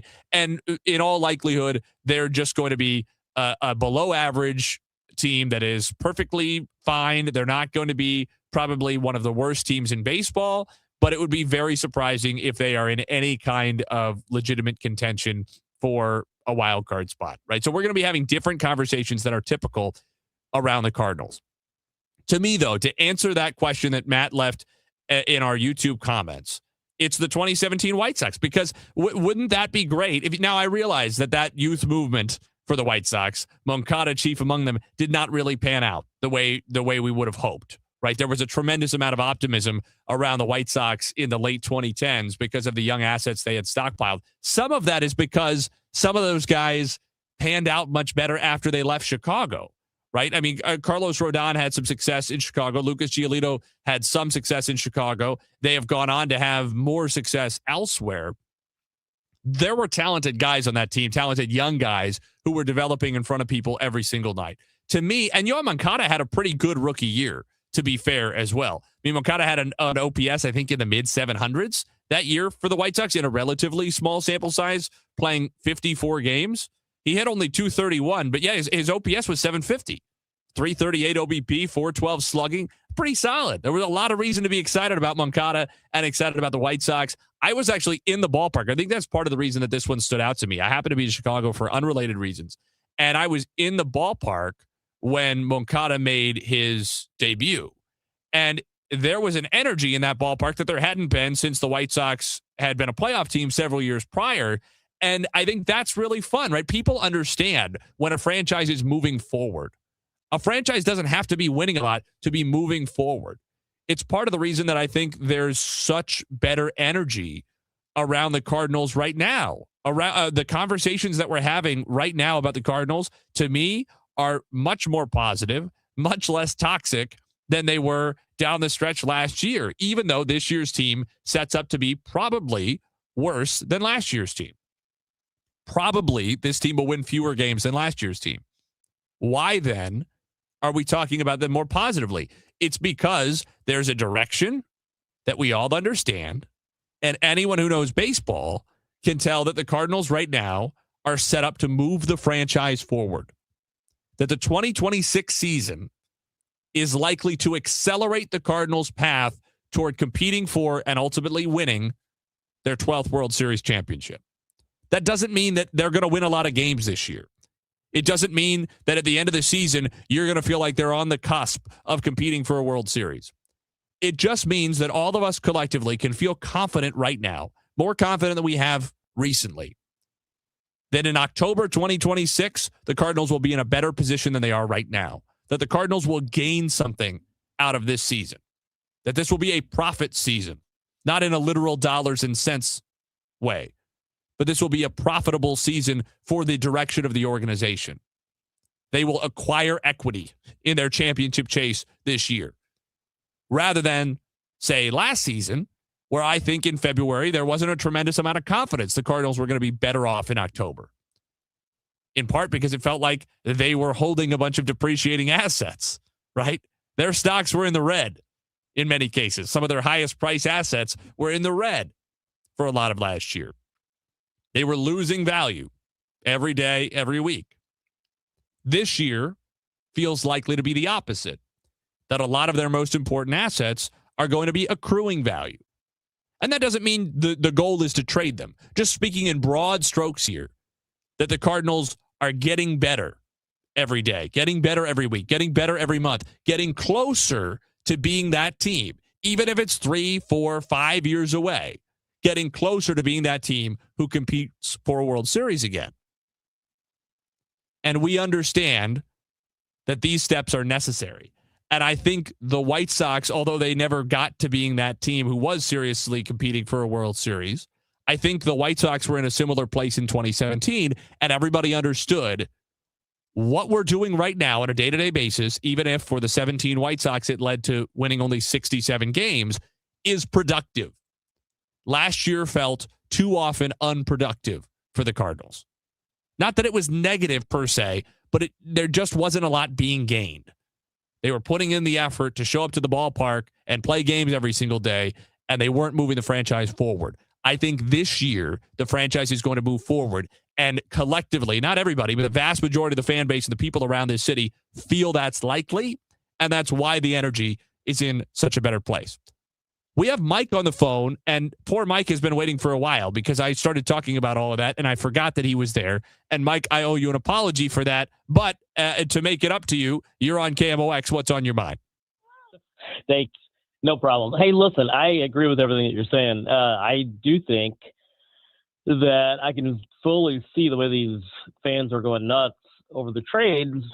I can see the Cardinals actually be somewhat competitive and then not trying to trade assets away. And then it comes back to, the Cardinal owners are cheap. I can hear that already, but that's not why I called.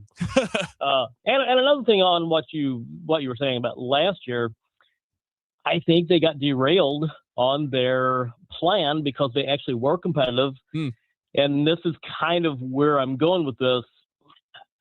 They've obviously traded away the opportunity for Ollie to keep running the same freaking people out there, the vets.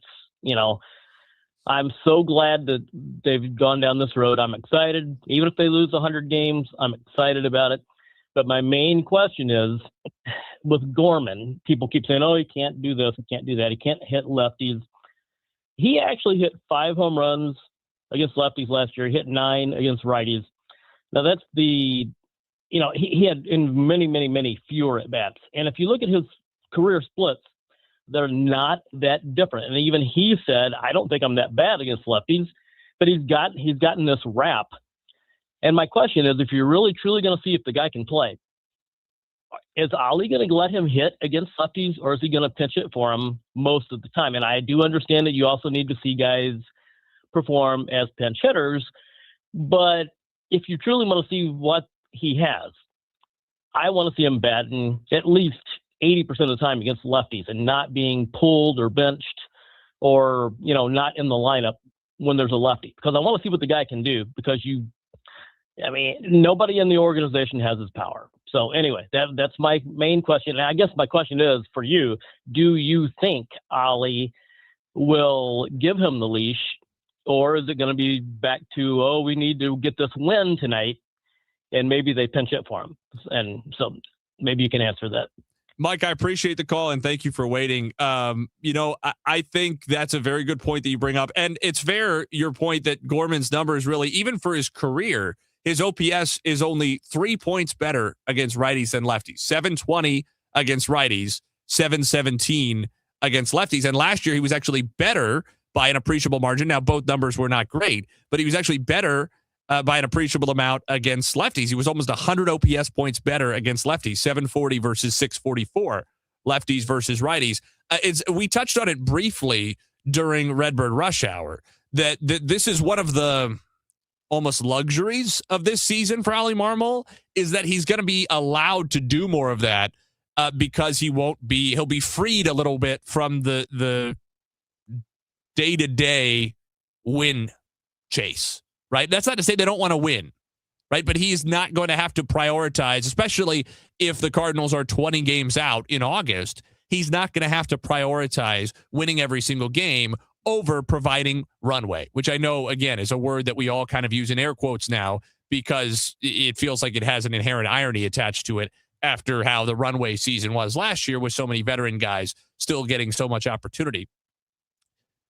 Now, how will fans react to that? I don't know. But I do think there are going to be times, we talked about it in the context of leaving pitchers out there a little bit longer, but I think that makes perfect sense. To me, I would not be looking to pinch hit against lefties automatically for guys like Gorman and Burleson. part of the point of this season is that you have the luxury of putting those guys out there and seeing what they can do, including in big at-bats, even against difficult matchups. What can they show you? And I think for those guys, it's good too. I don't want Nolan Gorman looking over his shoulder as he's walking up to the plate, wondering if Ali Marmol is going to yank him, right?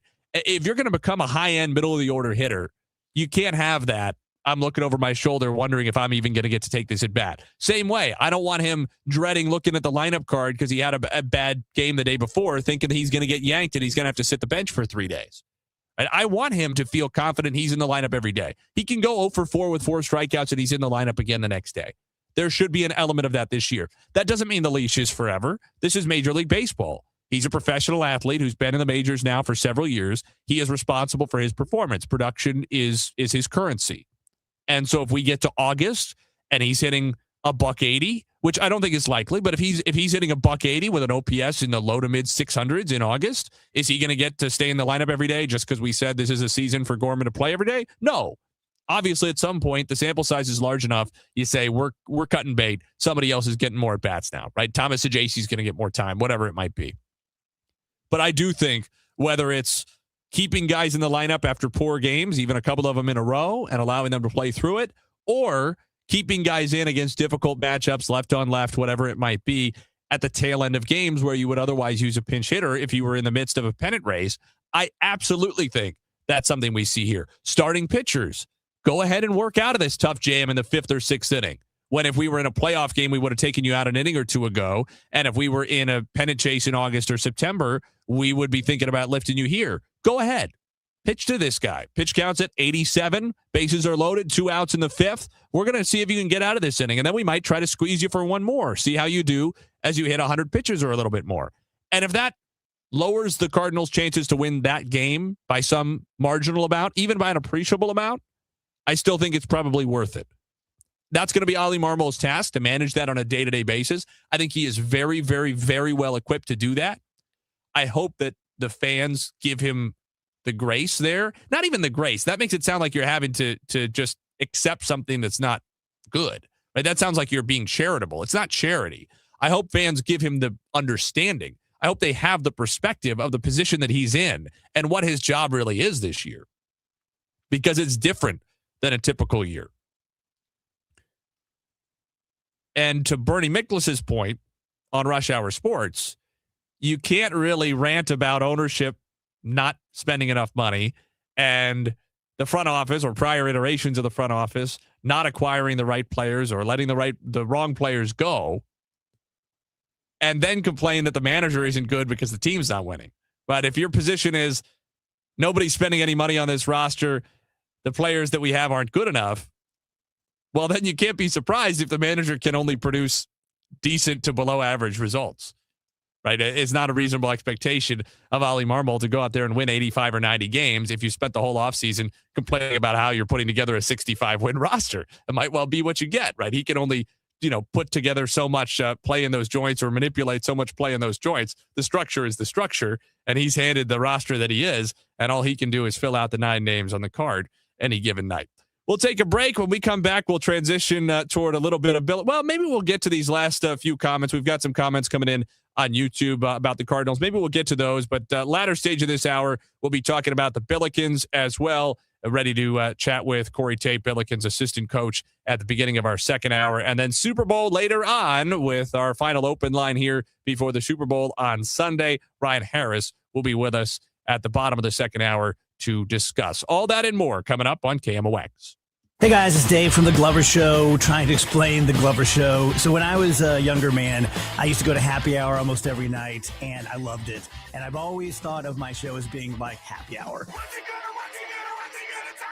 It's always interesting. It's often silly, but not always. There are real things to talk about amongst friends, politics, and personal things. So that's what it is, really. It's happy hour for thousands of us every day between 1 p.m. and 5 p.m. And I hope you'll tune in and join the happy hour.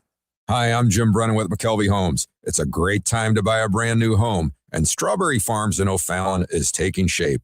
We've got our first foundations in the ground, and our display home will be opening soon. This community features walking trails, a beautiful lake, a berry patch honoring the land's history, a private playground, and Fort Zumwalt schools. It's a fresh start in a great location.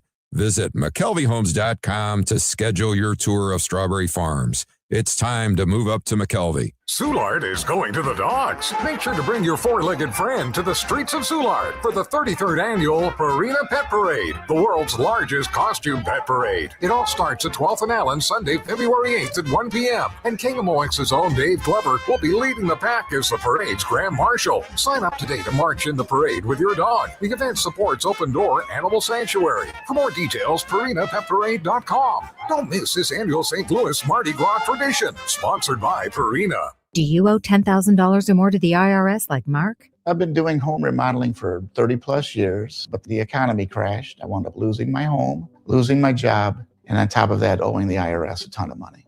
I owed the IRS $114,000. It really, truly was the worst part of my life.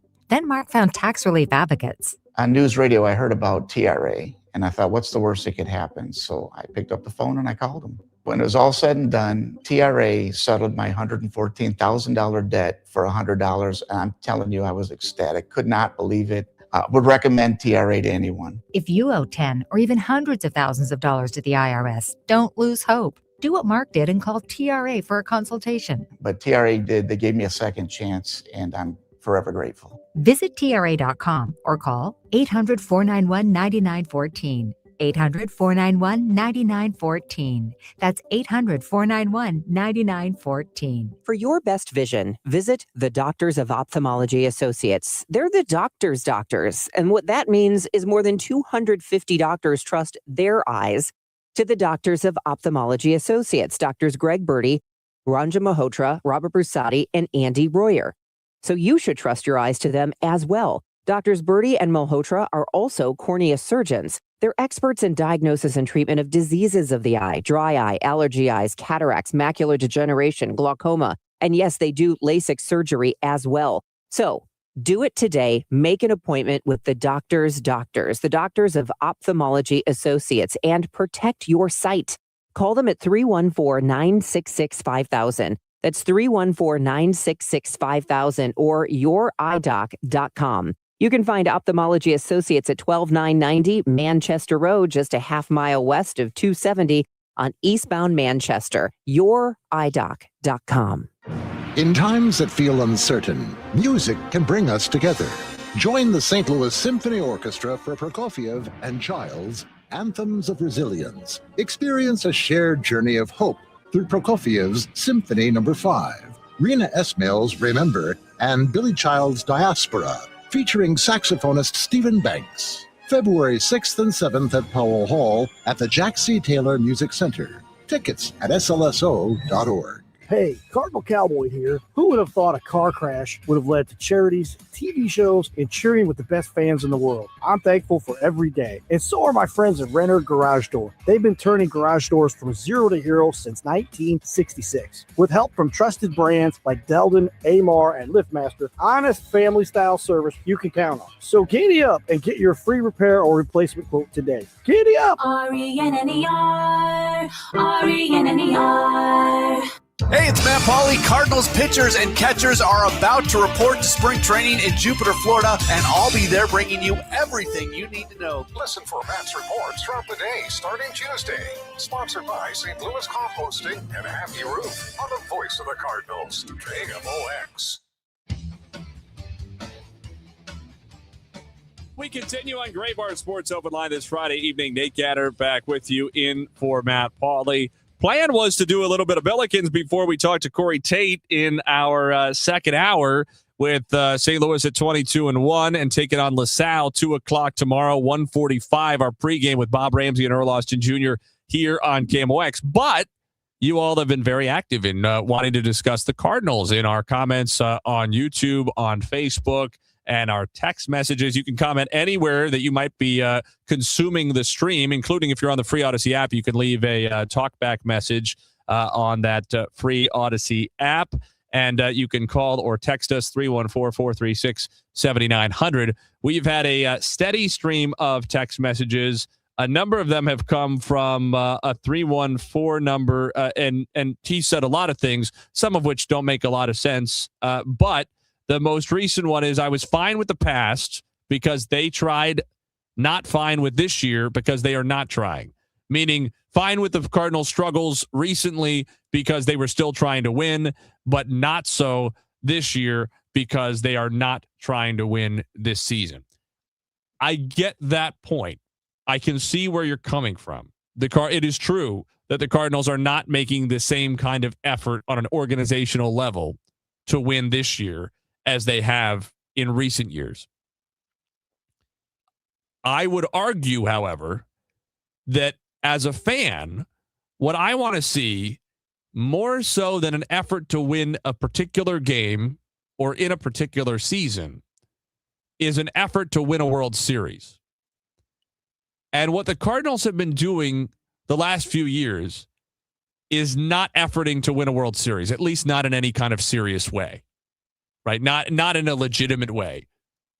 It would have taken an enormous amount of luck for any Cardinals team in the last few years to win a World Series. Take some luck to win a World Series almost no matter who you are.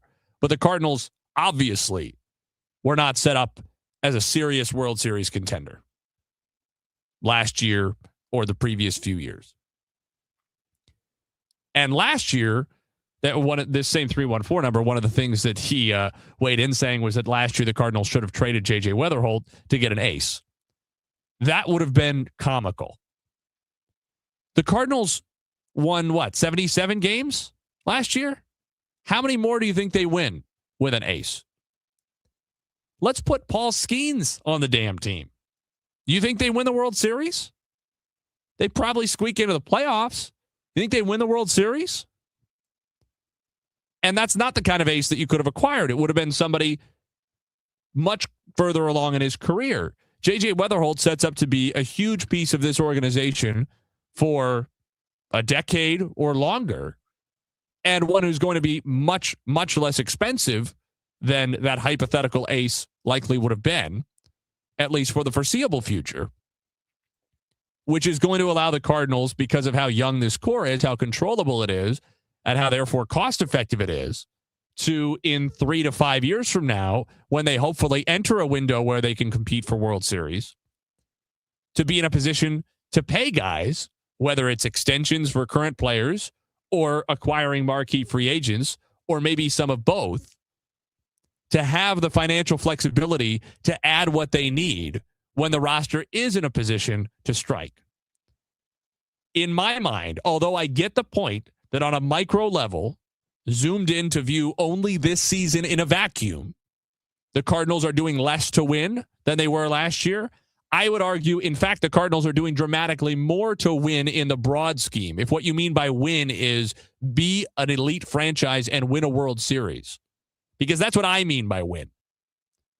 I don't have a lot of interest. I get maybe it's more fun to go to the ballpark on any given day, but it's not particularly inspiring to me to be a team that hopes to win 85 to 90 games every year, squeak out a wild card, maybe win the Central when the division's not very good, and back your way into an NLCS now and again, and then just hope that to get pure lucky from there.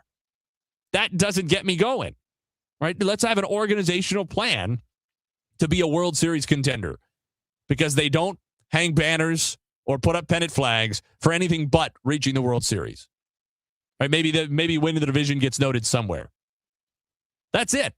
They don't say, made the playoffs this year, got a wild card. There's nothing wrong with that. Nothing wrong with being a consistently above average team. But the Cardinals needed to want more.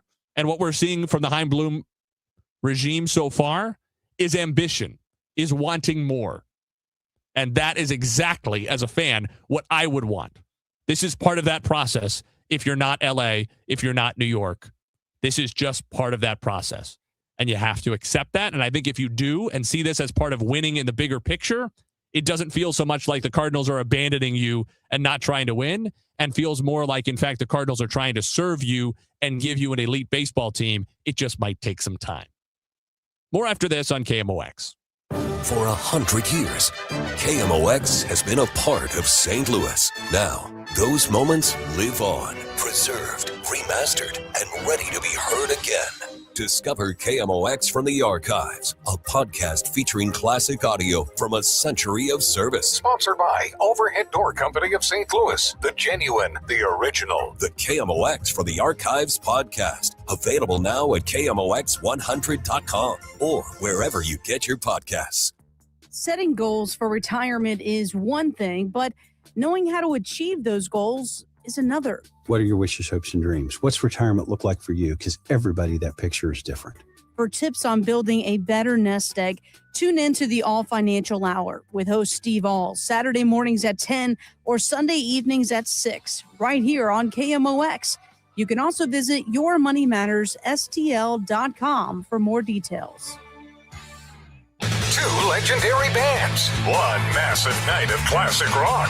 Foreigner, performing the songs that defined a generation. You're as cold as ice. And Leonard Skinner, bringing Southern rock anthems to St. Louis. Foreigner, Leonard Skinner, coming to Hollywood Casino Amphitheater August 6th. Tickets on sale now at Ticketmaster.com. For more information, KMOX.com/events. I'm Ultima Morgan of Morgan & Morgan. Every time one of my children started driving, it was terrifying. Thousands of accidents happen across the country. We see it every day. If you've been injured in a car accident, call us. Dial #law or visit forthepeople.com for an office near you. This is the story of the one. As an HVAC technician, he and his digital multimeter are in high demand.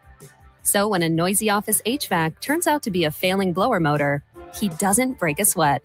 With Grainger's easy-to-use website and product information, he selects the product he needs to keep everything humming right along. Call 1-800-GRAINGER, click Grainger.com, or just stop by. Grainger, for the ones who get it done. I can't believe how spotless my floors look after using the Swiffer Power Mop. No more dragging around a heavy mop and messy bucket. Now I get the same deep clean without all the work. Thanks to the powerful solution and scrubbing pad of the Swiffer Power Mop, dirt and grime don't stand a chance, and I don't break a sweat. Mic drop. Mop drop. Swiffer Power Mop. Swiffer Power Mop. A smarter way to mop.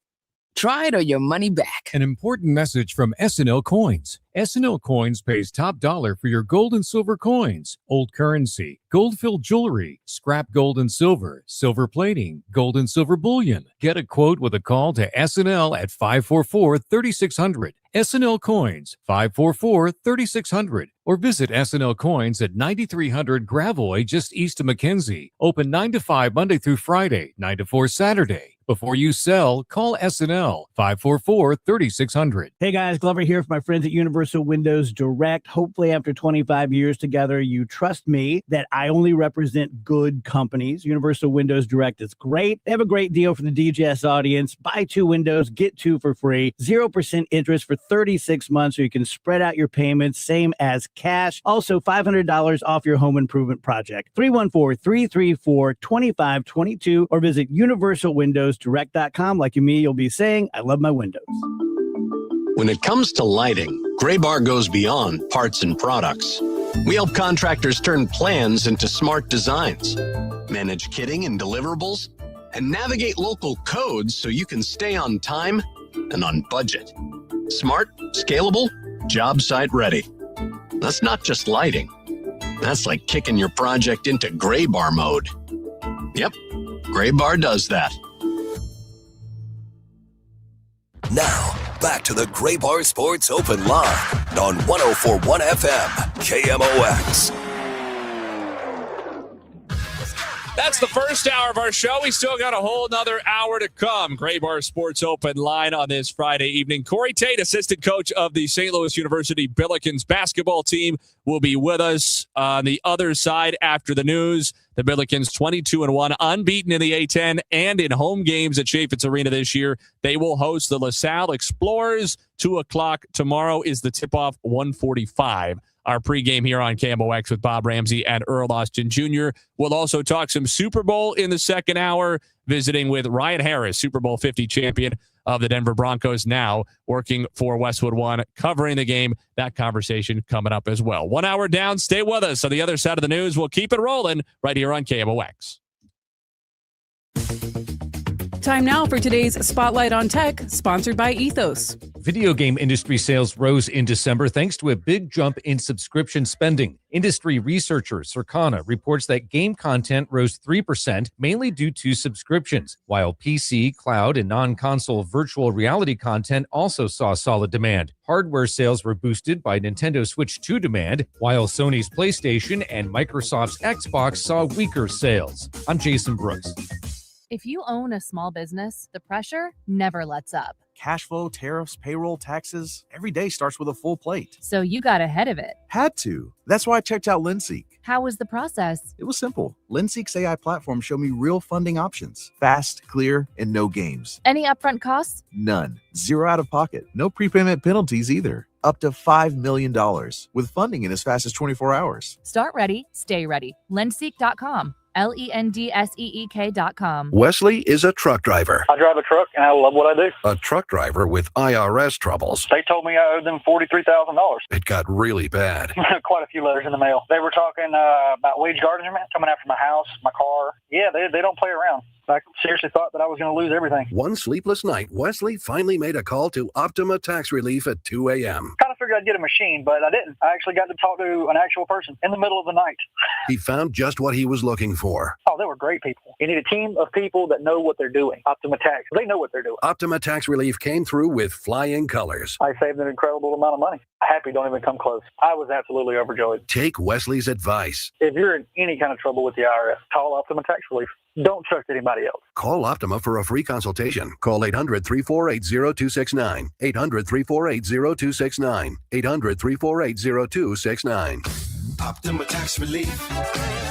Some restrictions apply. For complete details, please visit OptimaTaxRelief.com. Texting privacy policy and terms and conditions posted at textingterms.us. Texting enrolls you for recurring automated text marketing messages. Message data rates may apply. Reply stop, opt out. This is an important message for all parents of teens. If your teen or preteen is or has been addicted to social media sites such as Instagram, Facebook, Snapchat, TikTok, or YouTube, and they have suffered from eating disorders, body image issues, anxiety, depression, or suicidal thoughts, you may be eligible to participate in a lawsuit for significant compensation. Disclosures by a Facebook whistleblower show Instagram and Facebook know their social media platforms were highly addictive and may have caused eating disorders, body image issues, depression, and suicidal ideation. It appears these social media companies knew they had been causing serious harm to kids, but have done little to stop it. If your teen has been harmed by social media like Instagram, Facebook, Snapchat, TikTok, or YouTube, then you could be eligible for significant compensation. If you'd like to discuss a lawsuit, text LEVEL to 323232, LEVEL to 323232, LEVEL to 323232. Paid non-attorney spokesperson, Media Advertising Specialists, LLC, is responsible for the content of this ad with principal offices in Chicago, Illinois. I'm Ed Evans, CEO of Consumer Cellular. You know, the big wireless companies say they have discounts for people over 55, but unless you're willing to sit on hold and ask,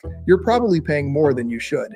At Consumer Cellular, there's nothing to hunt down. We're built for people 50 plus with plans starting at just $20. And our 100% US-based customer service actually answers the phone. Call 1-888-FREEDOM or visit consumercellular.com today and get your second month free for a limited time. Taxes, fees, and other third-party charges will apply. See website for additional details. Breakfast burritos for the morning brainstorm. Easy Cater.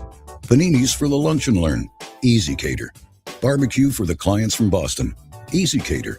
Brownie boxes and mini bun cakes for Brenda's workiversary. Easy Cater. One simple platform to feed any size group with food they love from favorite restaurants, plus tools to help you meet dietary needs and stay on budget. Easy Cater. All the food for your workplace, all in one place. Start an order at easycater.com. Celebrating 100 years of informing and entertaining. KMOX AM St. Louis. KMOX FM Hazelwood. The voice of St. Louis. This is CBS News on the Hour, your home for original reporting. I'm Jennifer Kuiper. President Trump has spoken to South Carolina Republican Senator Tim Scott after Scott called on him to take down a controversial video posted on the president's social media site. CBS's Linda Kenyon. While several Republicans urged President Trump to take down the video that depicted former President Barack Obama and former First Lady Michelle Obama as apes, the president personally called Senator Scott, Scott is the only Black Republican in the U.S. Senate. He's chairman of the National Republican Senatorial Committee, and he's a Trump loyalist. He called the video, quote, the most racist thing I've seen out of this White House. While White House Press Secretary Caroline Leavitt initially defended the video, the president told Scott the post was a staffer's mistake. Linda Kenyon, CBS News, the White House. On Monday, members of Congress will be able to start reviewing the unredacted version of the Epstein files. CBS's Scott McFarland. Asking a member of Congress to go into a room and look at 3 million pages of records is an ambitious task because if you had a whole team of people, it would take you many weeks to go through 3 million pages. We know this from experience because we've had a team of people and we're still going through the 3 million pages that are out there. No electronic devices allowed in the reading room. On the East Coast, work on the nation's biggest transportation effort known as the Gateway Tunnel Project is grinding to a halt with hundreds of construction workers facing layoffs due to an indefinite suspension in federal funding by the Trump administration. CBS's Weijia Zhang reports. The White House earlier this week, or I should say late last month, issued a statement to say that it's Chuck Schumer and Democrats who are standing in the way of a deal for the Gateway Tunnel project by refusing to negotiate with the Trump administration. The $16 billion project is intended to create a new set of rail tunnels under the Hudson River connecting New York and New Jersey. Nancy Guthrie disappeared 6 days ago. Authorities believe she was taken against her will, and now CBS's Jonathan Vigliotti reports. Sheriff's deputies cleared the street in front of Nancy Guthrie's home, telling me that detectives were returning to search the property. What they are looking for at this hour is unclear, but it comes after the FBI has confirmed it received a second message. As the Patriots and Seahawks refine their game plans before kickoff of Super Bowl 60 on Sunday, the security plan is already in motion with expected anti-ice protests. CBS's Chris Van Cleve also reports from San Francisco. There will be a no-fly zone in effect around the Super Bowl on Sunday. There are fighter jets and helicopters staged to respond. That includes a no-drone zone. There's also a team out hunting for Super Bowl fakes. They've seized more than $33 million in counterfeit goods so far. This is CBS News. Follow and listen to CBS News Roundup on the free Odyssey app or wherever you get your podcasts.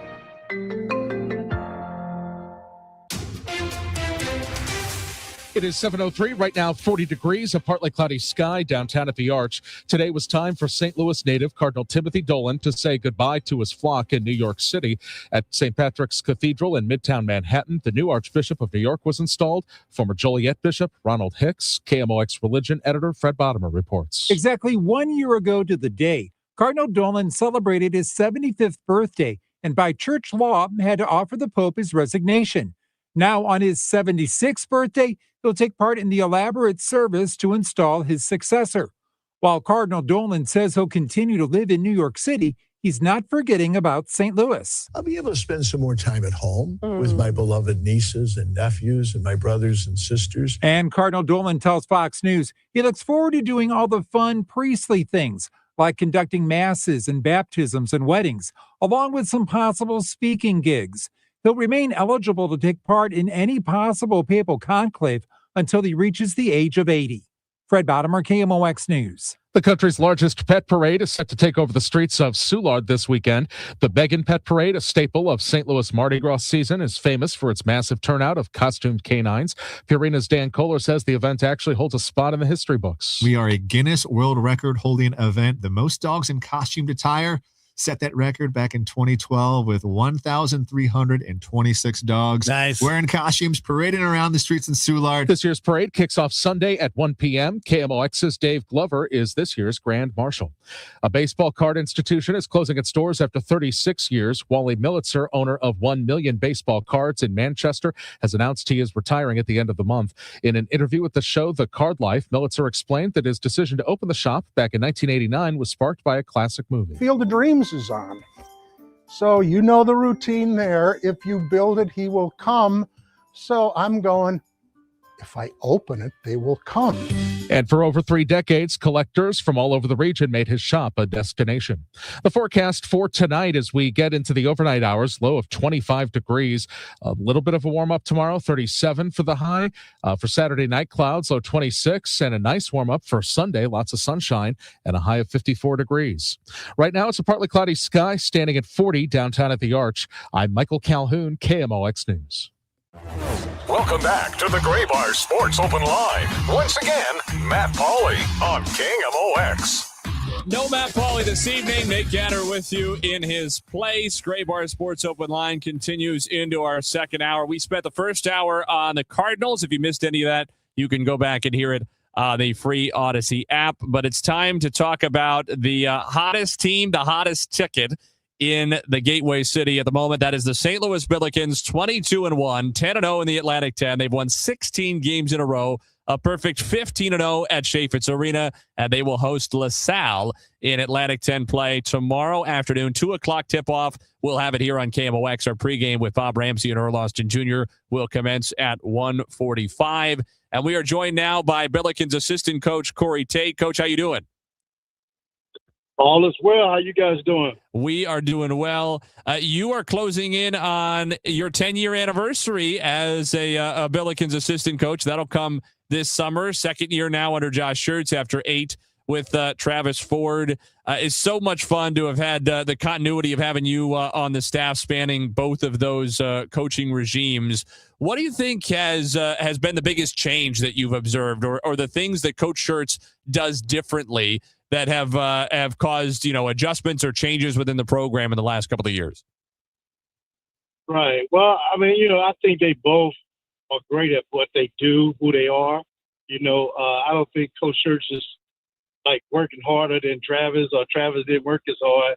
I just think they both have a unique way of helping people achieve goals. And I think Coach Schertz, he's hitting his stride. He got the right pieces, in place right now. And, guys are, clicking at every cylinder.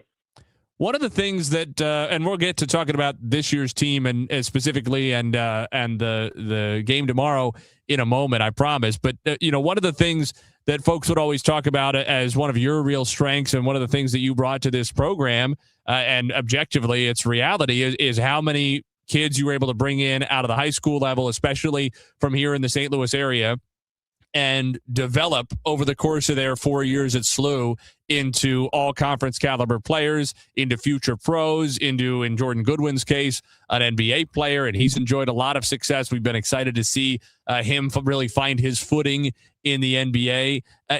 How has your role and what you've done as far as recruiting, but also maybe especially development, changed now in a transfer portal era where teams are regularly having to rebuild much of their roster annually, and you can't necessarily count on bringing in a high school kid and having him for 4 years? Correct. Well, I'll tell you this.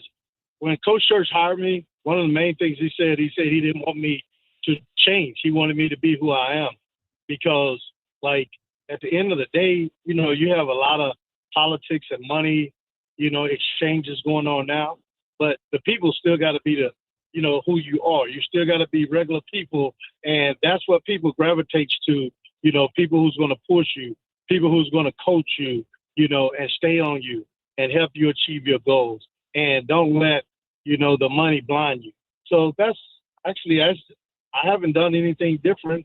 I still been a relationship builder, a connector, and, still at the same time, I want the same goals for these guys. To that end, this roster has been put together beautifully, having 9 players who all contribute in their own important ways. 8 different guys have scored 18 points or more in a game now after Brady Dunlap went for 20 in the win over Davidson. You guys have come back from back-to-back, or not back-to-back, but 2 double-digit deficits in the last 3 games, at home against George Washington and then on the road against Davidson. Obviously, the route over Dayton in between. So this team has proven a lot over these recent weeks. What are you looking to see tomorrow that'll tell you that things are continuing, that the growth is there, that you're seeing another step forward? Well, anytime you play a team like LaSalle, they're going to be Philly tough, right? So you got to be ready for their toughness and their physicality, the way they're going to approach the game. But, LaSalle, they had a great game plan. When the first time they played us, they switched up defenses. They guarded us, man-to-man, then, threw us off with, a couple of different zones. So slowed us down a little bit. But, that's what happens to good teams. They're going to get tested. And, that night we passed the test. So, I wouldn't expect anything different, but hard play, hard-nosed play, from LaSalle. Is there anything you guys do differently in the lead up to a game like this against the team that's toward the bottom of the league to make sure that the kids are totally locked in and taking everything one game at a time and not peeking ahead at anything that's yet to come on the schedule? Actually, these players have taken, this team upon themselves. They are the CEO of this team right now. We just making sure everything runs smoothly. Now, what I mean by that is they really care for each other off the floor and on the floor. So they don't want to let each other down. Like, they play, no matter who they're going to play against, they play against themselves, harder than they play in games. So, every day they challenge themselves. So, I wouldn't expect anything different. I think these guys are locked into what they want to achieve, and, they, no matter whose name on the jersey, they're going to play hard and do things they need to do anyway. St. Louis Billikens assistant coach Corey Tate is with us on Gray Bar Sports Open Line this evening. Coach, could you kind of walk us through or take us inside how a game goes for a coaching staff when all of you guys are sort of working with each other and working with the players to collectively ensure that you're coaching as a staff rather than, obviously from the outside, everybody knows the head coach, right? And everybody kind of assumes that Josh Schertz is running everything. But sometimes during a timeout, he wants to go talk to the officials for a minute or two because that's the most important thing. Or he's got to visit with a particular player about something, right? He can't do everything all the time. How do you guys kind of divvy up responsibilities and ensure that you're all working together in a way that makes the players better? Right. Well, that's the beauty of like Josh Schertz, Coach Schertz. Before we get to a game, he already knows what he wants, and he knows where he needs people to help him at, and he tells you that's what you need to do. And, once you get to a game, you're just basically doing your job. You're doing your duty. Now, not saying that if you see something that's happening during a game that you can't make it, a suggestion, and that's what we do. Everybody use their strengths, and, nobody is over there working on their weaknesses. Everybody's working on their strengths, and everybody is connecting together and working, together to pull the rope one way. So I got to ask you this. Obviously, Josh Schertz has been public about it. He's been careful, right? He's been responsible. He's not trying to pay any of his paycheck to the Atlantic 10, but he has had some comments about his frustration with some of the officiating, largely that you guys have often outscored opponents in the paint but still been called for more fouls somehow, and that should not be happening as often as it is. So I want to know who on the staff, is it you or is, if not, who is it, who's the get-back guy, who's going to be responsible for grabbing Mr. Schertz when finally he's had enough, and we need to make sure he's not venturing too far out there, getting himself in trouble? It's probably me because of the yin and the yang, But, like every head coach and most coaches and players, they just know no refs get all the calls right, So, but, once it's over and things of that such, we go back and we review the tapes. We realize that they just doing a job like we are too. So, but, when you're passionate at your job, at your craft, a lot of different things comes out. And that's what comes out of coaches, when they, question referees. But I think, most of the referees, they understand it. They can have a conversation. And if you've been doing enough, they'll respect you and listen to you.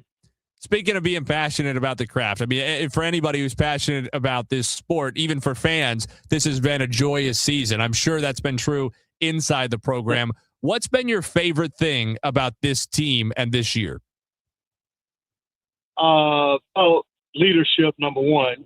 The leadership that they bring every day, right? This team brings, starting with, our captain, Robbie. And, it runs like a well-oiled machine, and then you just know when the guys, they know themselves when they're making mistakes, when they're not playing hard, but, you don't have to do too much to push them, So, you just love seeing young guys, as passionate and as detailed, about certain things that, you are at a different age. Everything is aligning for us to, at this moment. And that's a beauty. To that end, the alignment, obviously, although everybody wants you guys to take it one game at a time, there are plenty of fans who are starting to peek ahead at next month on the calendar, beautiful March, and the possibilities that it presents. If this team is going to maximize its potential, whatever that might be, who knows how far that could take them. But if this team is going to be as good as it can possibly be, what do you want to see them improve over the next 6 weeks? Well, I mean, just we got to continue, on our defensive effort. We got to win. Not saying we're not going to win it, offensively, but we got to continue to work on our defense. And we got to continue to be rebound tough. We work on those two things. I mean, it's a lot of little things I can say, but like that's going to come. That's going to happen in a game. But mainly, if we get better on our defense, which we're pretty good, and we get better, in rebounding. And just don't turn the ball over as much. I think we could be okay. Well, Coach, we appreciate it. We are rooting for you tomorrow and the rest of the way. Excited to see what's in store for this ball club. Man, I appreciate you guys. Trust me, these guys understand that, all the fans and that comes out and support the city that's supporting them, they understand that, this is having been given to them. They understand they had to earn it, and they are willing to earn more and to earn these fans over and over and over because these guys deserve it. They work their butt off every day, and, anything can happen. So why not us? Why not us? Appreciate you, Coach. Have a good night. Thank you. Appreciate you guys. Corey Tate, assistant coach for the St. Louis Pelicans, joining us on the phone here on Gray Bar Sports Open Line. We'll take a break and transition to a little Super Bowl talk because we have a visit with Ryan Harris, Super Bowl champion with the Denver Broncos, coming up later in this hour, previewing the Seahawks and the Patriots on Sunday. That's still to come. Gray Bar Sports Open Line continues momentarily on KMOX.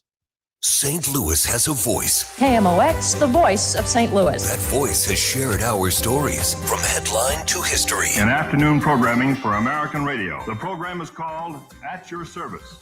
Among those voices, Mike Kelly. Kaufman at the 11. Kaufman hurdles man at the 5. Fighting for the end zone. Touchdown, Missouri. Working at KMOX is an honor and a responsibility to represent this community. It's one we take seriously. KMOX, the voice of St. Louis.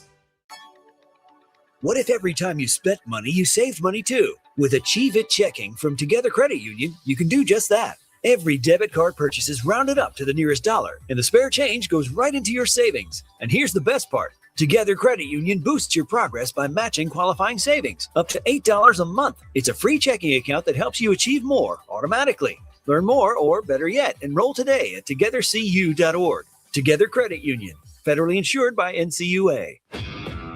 This is the story of the one. As the purchasing manager at a manufacturing plant, she knows the only thing more important than having the right safety gear is having it there when you need it. That's why she partners with Grainger for auto reordering, so her team members can count on her to have cut-resistant gloves on hand, and each shift can run safely and efficiently. Call 1-800-GRAINGER, click Grainger.com, or just stop by. Grainger, for the ones who get it done. Why'd I go to the doctor? Working on the farm, my heart kept skipping a beat. I didn't think much of it, but my daughters made me get checked out. Turns out I have atrial fibrillation, which increases the risk of stroke about 5 times. Symptoms like irregular heartbeat, heart racing, chest pain, shortness of breath, fatigue, or lightheadedness can come and go. But if it's AFib, the risk of stroke remains. If you have symptoms, contact a doctor. I'm so glad I did. Visit notimetowait.com. Sponsored by Bristol-Myers Squibb and Pfizer. This is Tom Ackerman for Ophthalmology Associates. You know, the doctors, or just the best doctors to see for your best vision in St. Louis. 314-966-5000, the doctors. They've treated more than 250 doctors. That's more than any other practice. Dr. Greg Birdie, Dr. Ranjan Malhotra, Dr. Robert Bersati, Dr. Andy Royer. 314-966-5000 is their phone number. 314-966-5000. Dr. Birdie, Dr. Malhotra are cornea surgeons and experts in diagnosis and treatment of diseases of the eye, dry eye, allergy eye, cataracts, macular degeneration, glaucoma, LASIK surgery.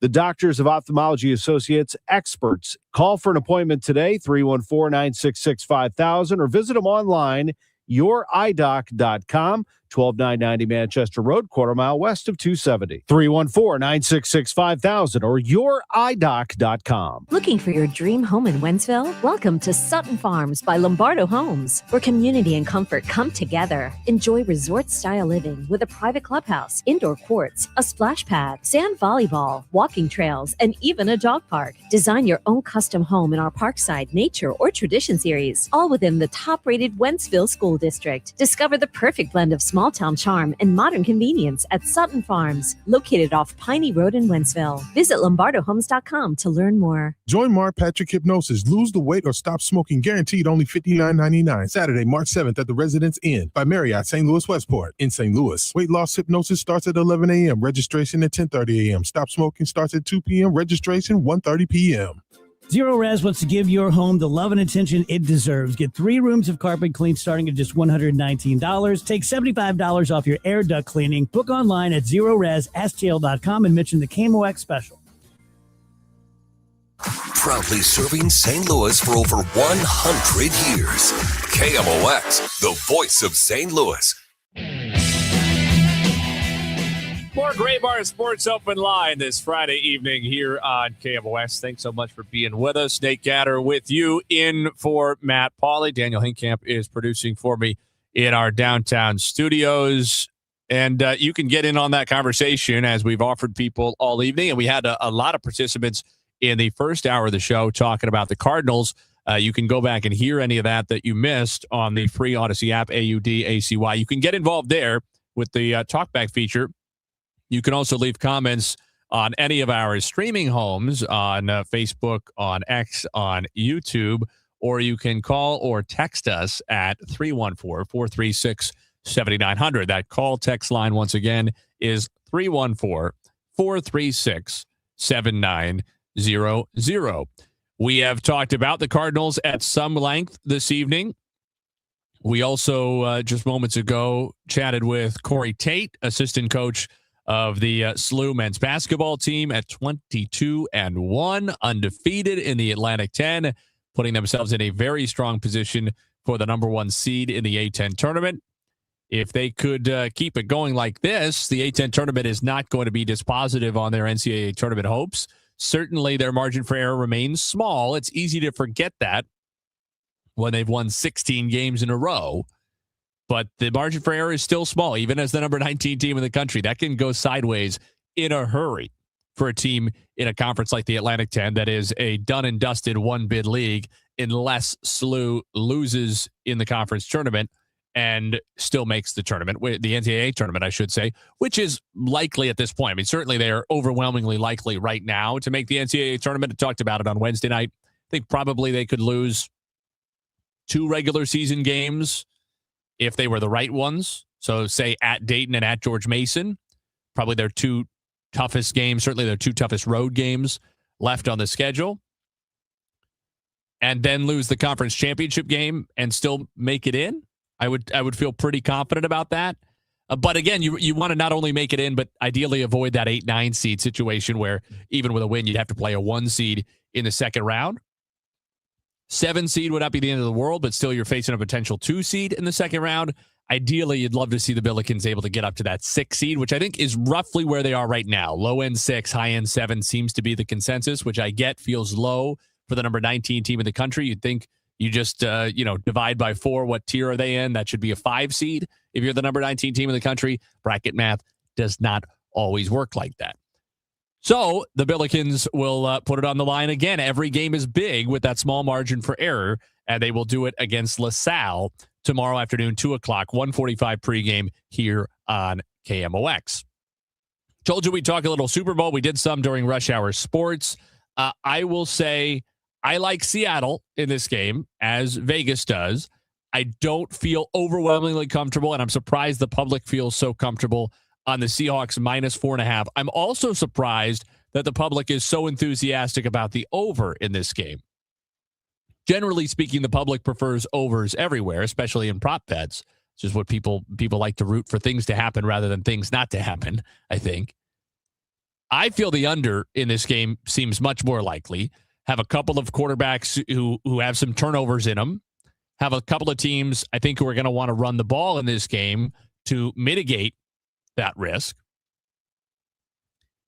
The Patriots are going to want to protect Drake May. I mean, the Seahawks are going to want to protect Sam Darnold, too. I mean, neither of them have been physically 100%. So to me, you're likely to see a little bit of ball control in this game, and you have two very capable defenses. Mike Macdonald, in particular, the head coach of the Seahawks, has been widely praised around NFL circles for his schemes this year. So I'm liking the feel of the under in this game, but the public is very confident in the over. So maybe I will be eating those words one way or the other. I think Seahawks probably, but in a close game. This should be a very interesting Super Bowl, and I'm excited. I've been talking about this since probably the middle stages of the NFL season, certainly the back half of the NFL season, when it became clear that we were not going to have the Chiefs in the thick of this.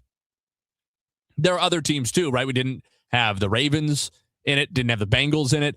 I think there's something to be said now for having a postseason that even when we got to the conference championship games, and certainly now in the Super Bowl, is not so covered with narratives that we've already driven into the ground.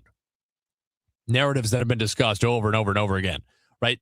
The data says, I should admit this, right? The data says across sports that people like dynasties, even if they say they don't. Fans' stated preferences generally are for parity in sports. Fans' revealed preferences generally are for dynasties, for imbalances in sports that are sustained for a period of time. This was most obvious in the NBA when the Warriors and the Cavaliers played in the finals 3 years in a row, and everybody and their mother insisted that they were hoping for something else, that this is why the NBA was boring, but the ratings were great. And I don't particularly care about TV ratings. A lot of people care about them a lot. I don't think they have really much inherent value to them, right? I don't get any benefit out of that. I don't care if ESPN or NBC or Prime or whomever makes more money because they get more viewership. That's immaterial to me. But it is a barometer of the interest level that the country has in the sport or the sporting event. And this revealed preferences have been that people are interested in dynasties, right? I mean, the numbers bear this out with the Chiefs and how much viewership they drive, in particular in the regular season, in the marquee windows, in their big games, right? There's a reason that Jim Nantz and Tony Romo call like 28 Chiefs games every year, right? It's because the number one CBS crew goes where the eyeballs are. So I get that what I'm saying is maybe not reality, that stated preferences are not always revealed preferences here, and revealed preferences have been for a certain amount of recurrence of the same characters and the same teams. My preference, now I'm watching either way, so I don't think there's a difference between my stated and revealed preference. I guess my revealed preference is I'll watch regardless. But my stated preference is I find it refreshing here to have a Super Bowl that is not burdened by narratives around Patrick Mahomes and Travis Kelce, not burdened by narratives around Josh Allen and the Buffalo Bills. That's not to say I have anything against any of those teams. But we live in a world where narratives drive the story, right? And that's fine. People like stories. It's how we consume our lives, has been for eons, for throughout human history. Storytelling is critical to how we understand ourselves and the world around us. As a result, though, it's easy to get lazy because when there's a well-established narrative that everybody understands and knows, you have to worry much more about confirmation bias. People want events to fit into that narrative. Every event is immediately viewed through a particular prism. I feel here, this is a Super Bowl with far fewer of those prerequisite prisms, if you will. Far fewer filters that we're forced to look through in order to see the game. Instead, I mean, maybe it's not that much different, but I think let's talk about the prominent narratives in this game. Some of them are just pure human interest in the way that we talk about sports, and they're not taken to have any effect on the game itself, right? The Seahawks-Patriots quote-unquote rematch from the Malcolm Butler goal line interception game is a major storyline. Not because it has any impact on the game, right? There are no recurrent characters between that episode and this one, if you want to treat it like a TV show. That's just for fans. It's just for history. And those are fun. I love those. You know, when I do play-by-play, I spend a lot of time those kinds of fun narratives, history of this team or that team, history of them against each other. It's just a fun way to consume sports. It's a fun way for us to all recall our shared history as sports fans. Speaking about narratives and stories being a big part of how we connect with each other. We connect with the world around us, with our past and with our present and with our future. But they don't have any relevance to the football game that's going to be unfolding in front of us. We understand that. So let's talk about the narratives that do potentially. The one that stands out is Sam Darnold in big games. But we've already sort of started to move past that because he's had a lot of success in big games for the Seahawks already this year. Contrast, say, his Week 18 performance against San Francisco to secure the NFC West title and the number 1 seed against his performance in a very similar Week 18 game as a Minnesota Viking when they were throttled by the Lions. What was it, 31-9 in Week 18 last season? He's already overcoming some of that. Now, I don't want to pretend that Sam Darnold gets the majority of the credit for the Seahawks winning a game 13-3, right? The Seahawks could have gone without scoring a touchdown the entire game and still won with a couple of field goals because their defense dominated the 49ers to the degree that they did. So, and that's partially what I'm getting at is that if that narrative is changing because the Seahawks scored 13 points in Week 18 and now have gotten themselves to the Super Bowl, the NFC Championship, Sam Darnold played well. I think Jackson Smith-Njigba was a bigger part of that than Darnold was. I think Kenneth Walker was a big part of that. I think the defense has been phenomenal. We talk about that and Nick Emanwari in the conversation with Ryan Harris that you're going to hear in just a couple of minutes. Super Bowl champion in his own right, won Super Bowl 50 with the Broncos there in Santa Clara at Levi's Stadium over Carolina. And now part of the Westwood One crew and getting ready to be part of the folks covering that game on national radio on Sunday.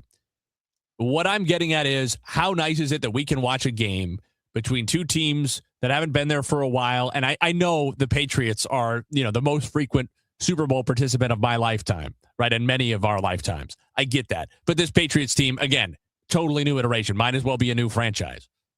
The Tom Brady years and this have nothing really in common with each other. Just the same laundry.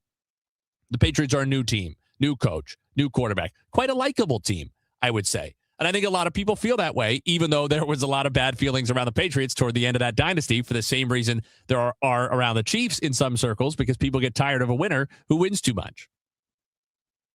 I think people mostly seem to like Drake May and seem to like the new Patriots. The Seahawks trying to get over that hump, win that second ring, and doing it against the team that beat them in such painful fashion on the Malcolm Butler pick. Even if, again, there's not a lot of overlap in the characters, no overlap in the characters. Get to see a really cool story in Darnold trying to put the cherry on top of 2 years of success that have kind of come out of nowhere relative to how his career was going. And he'll do it at Levi's Stadium, a place where he spent a year as the backup quarterback for the 49ers and credits that time under Kyle Shanahan and Brock Purdy for a lot of his transformation, even though he did not play very much. He gives them a lot of credit. His time in San Francisco and Santa Clara, a lot of credit for his development, his transformation as a quarterback. Actually speaks, I think, to his humility and his professionalism and the ways that the lessons that he's learned in his career are serving him now, even if a lot of those lessons were painfully learned during his time in New York and in Carolina. So I'm really looking forward to this game, a lot more than I thought I would be, just because of how this season has unfolded with so many of the recurrent names of the last few years, either not in the picture at all or on the periphery of it and having since left the picture, because there's something fun to getting to see a game of this magnitude with something closer to a fresh blank slate where we can just watch the game and let it be what it is, rather than having to push everything through a narrative that's been calcified over several years and now is very hard around the corners and the turns and has to be negotiated rather than just forming a new path based on wherever the game goes. Talk to Ryan Harris about what we can expect from the Super Bowl this Sunday after this on KMOX. For 100 years, KMOX has been the voice of St. Louis, informing, entertaining, and connecting our community.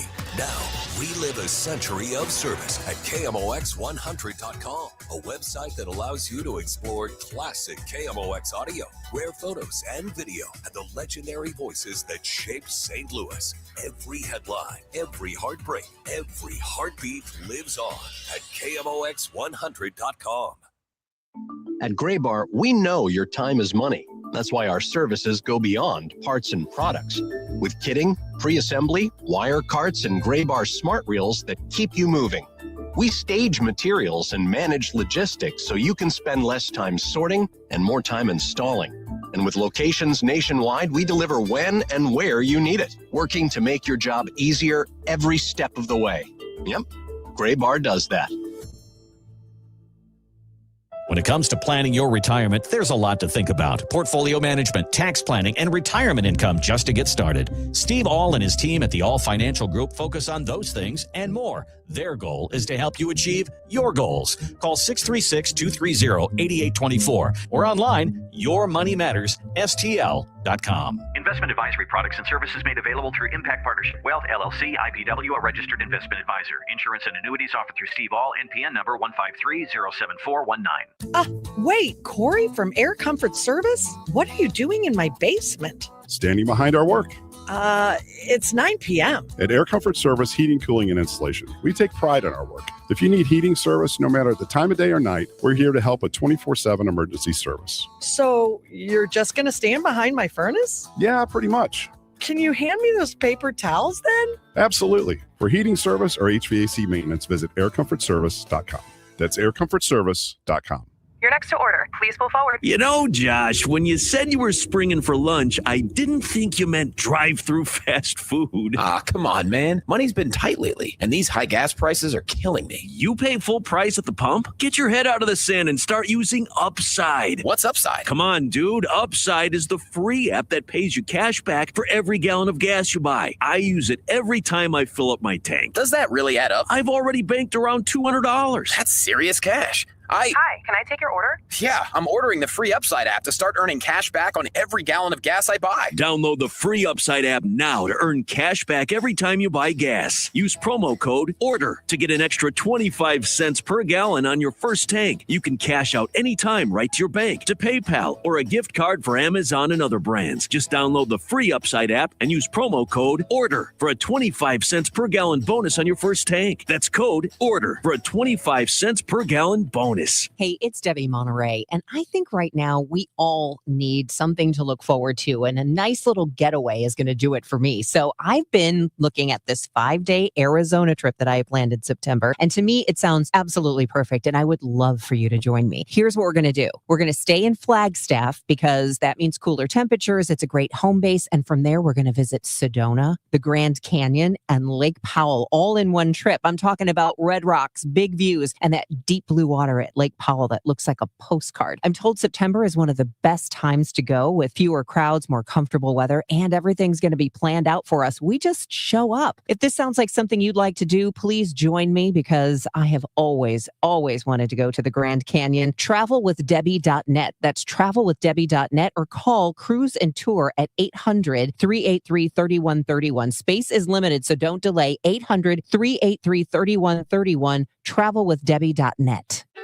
John Pertzborn here, and I've come to respect the good works of Hardy's Rise and Shine for Heat benefit, supporting heatupstlouis.org, where 100% of the proceeds help families and seniors with Missouri and Illinois utilities. It's Friday, February 13th, your lucky day. Volunteer now or pre-order sacks of sausage or egg biscuits only at heatupstlouis.org. Put the biscuits down, gentry. It's men's Billikens basketball action Saturday afternoon as they take to the court against LaSalle. Pre-game 1:45, tip at 2 on your home for Billikens basketball. KMOX.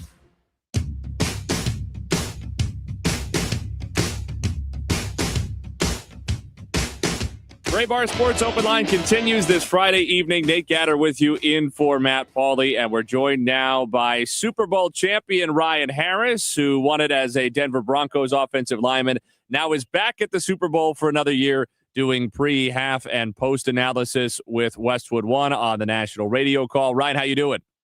Doing great, Nate. Thanks for having me, and happy Super Bowl weekend. Happy Super Bowl weekend indeed. And not just any Super Bowl champion, a Super Bowl 50 champion, which means that you won it in that very stadium in Santa Clara the first time that Levi's Stadium hosted the Super Bowl. Is it a little bit weird to be back and going through Super Bowl festivities in the same place where you won it as a player? Well, what's weird, Nate, is that I now have 3 kids instead of 2, and I feel like I'm the same guy, but I'm absolutely 10 years older. And it's been cool to see not only the game, but just the teams throughout the season and playoffs to get there, and to see the AFC Championship game between the Broncos and Pats. I mean, it was like a deja vu in the best sense. So happy for all the football fans, and what a place to have a Super Bowl out here in San Francisco. You and I were there in Week 18, just after New Year's Day, for the Seahawks and the 49ers when they were playing for the NFC West Championship, calling that game on Westwood One. And for much of that game, we were focused on the possibility that the 49ers, if they had won the game, would have been the West champions, would have been the number 1 seed, and could have potentially gone all the way to the Super Bowl without having to go on the road again because they would have had home field advantage. As it turned out, of course, Seattle won that game pretty comfortably, a dominant performance by their defense, and they're the ones who returned to San Francisco for the Super Bowl now. It seems like from that game on, the Seahawks just have not looked back. They've been excellent. Well, it was an incredible game that we called, and thank you for carrying me for 4 straight quarters. That's a heavy lift, so you can tell people you lift linemen all the time. But it is. I mean, and the real story here is Sam Darnold. I mean, yes, Kenneth Walker has started to run the football the way that everybody thought he would, and they're getting those yards. But Sam Darnold's been playing without hesitation. He's been playing with belief. And honestly, Nate, to me, it looks like he's playing and saying, hey, he's fighting himself. He's saying, I'm not going to let myself doubt this. I'm going to pull the trigger, throw the football, and that's worked for them. And so him playing with a chip on his shoulder, as well as the run game and that defense, the Seahawks have just been the best team in the NFC, really, since week 11 of the year. Obviously, Sam Darnold has an enormous amount on the line in this game. I think already this year, and especially the stretch run of this year, starting with that Week 18 win, has done a lot to change the narrative around him, and in particular, the kind of struggles that we associate with him in big games, because those have not come up nearly as often, if at all, for the Seahawks Sam Darnold version this year. But safe to say that if he and Seattle win this Super Bowl on Sunday, this would be an incredible legacy turnaround for a player who a lot of folks had written off just a couple of years ago. Well, he'd be Mr. Resilient, too. I mean, how many of us could handle not only seeing ghosts and saying it out loud, but then hearing all the criticism afterwards? And I'll tell you something. I got to see Matt Castle and Matt Leinart. I don't know if they're pulling for him, Nate. I mean, I don't think they want to see it, because think about this. Not only does he become the most resilient player in NFL recent history, he also becomes the best quarterback out of USC overnight, right? I mean, Carson Palmer holds that standard right now, but you get Sam Darnold to go in there and win it, that's going to make him the best. And what I want everybody to pay attention to is the mental work that he did. I mean, so much of athletics, yes, is physical, but at a certain point, whether it's athletics or in life, you have to be able to look at yourself and realize what role you're playing in your failures, and do the work to fix it. And that's the best thing that Sam Darnold has done for himself, his team, and the city of Seattle. Ryan Harris is with us, Super Bowl champion with the Denver Broncos in 2015, now NFL analyst on Westwood One, among other places. We're going to get to the Patriots in just a minute, but first I want to talk to you about that Seattle defense that has been so good. In particular, those veteran guys up front, because they have 3 guys on their defensive line who have played a decade or longer in the NFL. And the 3 of them, in particular, Leonard Williams, playing football maybe at the best level of their careers, certainly up toward the best levels of their careers, much more so than guys usually are into their 30s. Well, and let's be clear, Lawrence is a player who has had a week and a half off. And I know one of the things that people didn't see the year that we won Super Bowl 50 out here 10 years ago was how much work that DeMarcus Ware and Aqib Talib did to recover in that week and a half. I mean, think about this now. That's an extra bye week. And especially with the Seahawks having the first seed, they didn't play in the divisional round. So they've had 2 bye weeks in the last month. And veterans like Williams, who knows how hard it is to get to this point, are not only going to give everything they got on Sunday, but they've been doing that preparation for a week and a half while staying off their feet and limiting their physical reps. We're talking about everything that Sam Darnold has done mentally to be resilient, but I would imagine, and you know as well as anybody with how long you played in the league, that it's a testament to the physical discipline of those guys that they're playing at this level at their age. Well, a lot of yoga, a lot of body taking care of your body. And what that means is a massage on Wednesday after practice for 15 minutes, and then a massage on Thursday, 15 minutes, a Friday massage, a pregame massage. I mean, you got to take care of your body, hydrate, get IVs. And that's what you want, though, as a player. You know, all the things that go into playing in a Super Bowl and winning a Super Bowl are things you want. You want to compete at the highest level. You want to take care of your body. You want to make sure you're healthy, because you have an opportunity to become immortal in the game of football. And that's one of the biggest opportunities that a player can ask for in the game. Been talking about the old guys up front. How about the young guy, Nick Emmanwori, who's been getting all this attention on the Seattle defense? You were raving about him when we had that game in Week 18. He did pick up this ankle injury in practice this week. How concerned are you about that? Well, that is concerning, and the severity is going to be the determining factor there. Ankle injuries range from, hey, I sprained my ankle, like many people listening right now. They may have done it in walking off a curb or in a basketball game. And then there's a high ankle sprain, which sometimes needs surgery, and is sometimes it's better to break your ankle than to have a high ankle sprain. So it will affect the game, but Emmanwori is one of the best players I've ever seen. And players like that, in my experience, they can, even them at 70% is better than the rest of the league at 100%. And that's exactly the case with Emmanwori. How is that? I think the regular, this doesn't relate to the Super Bowl specifically, but in football and professional sports at a broad level, I think it's one of the hardest things to relate to as someone watching the game from the outside who's never gone through that. How do you learn, whether it's mental, physical, a combination of both, learn to play through injury, to play through that level of pain, and to find a way to be effective and productive even at 60, 70, 80% of your capability? Well, it is both mental and physical, like you mentioned. And the mental and the physical part is, hey, I'm going to be in pain, right? This is not going to feel normal. You have to accept that. I mean, acceptance in athletics is such a huge asset. Once you accept that you're going to be in pain, okay, now what can I do with this pain? And there's the mental part, right? Now mentally, okay, maybe I could do this and I could block Nate this way, but with this ankle, I now have to do it this way. But great players also say, okay, I can fake because I can't do that. I'm going to fake like I can on a play where it doesn't matter. And then I'm going to really take advantage of of what I can do on a play that I can make a difference. So it's not picking and choosing, but it's understanding what you're capable of and how much can you throw some deception on your game to give people to throw people off of the fact that you're injured. And I'll say one last thing though, Nate. We went to the Carolina Panthers and they told us the linebacker Davis had a broken arm, was still going to play. I thought he wasn't going to hit hard, and he hit me with one of the hardest hits of my life. So anything can happen in a Super Bowl, and no one is sitting out if they can walk. It's a great point. And I remember you mentioning that you took some of the biggest hits of your career in that game.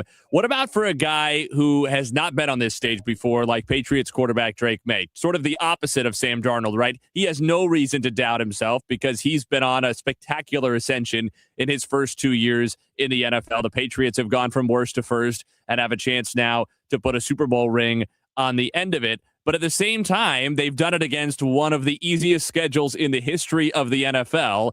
And they've gotten to this point with a quarterback now who is experiencing all of this for the first time and dealing with his spotlight. What are you looking for from him?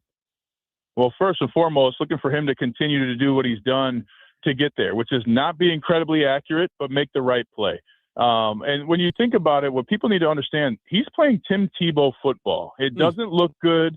It's not long, deep passes, right? But he's going to somehow find a way to convert. And part of that is Josh McDaniels willing to run the football back-to-back times to get to that 3rd and 6, to get to 3rd and manageable. But they're not concerned with scoring touchdowns on the first drive. They want to wear out a defense. They want to run the ball from Andre Stevenson, who I think is a fantastic player. And they're not going to put too much on Drake May. I mean, this is a guy who completed 10 passes in the AFC Championship win.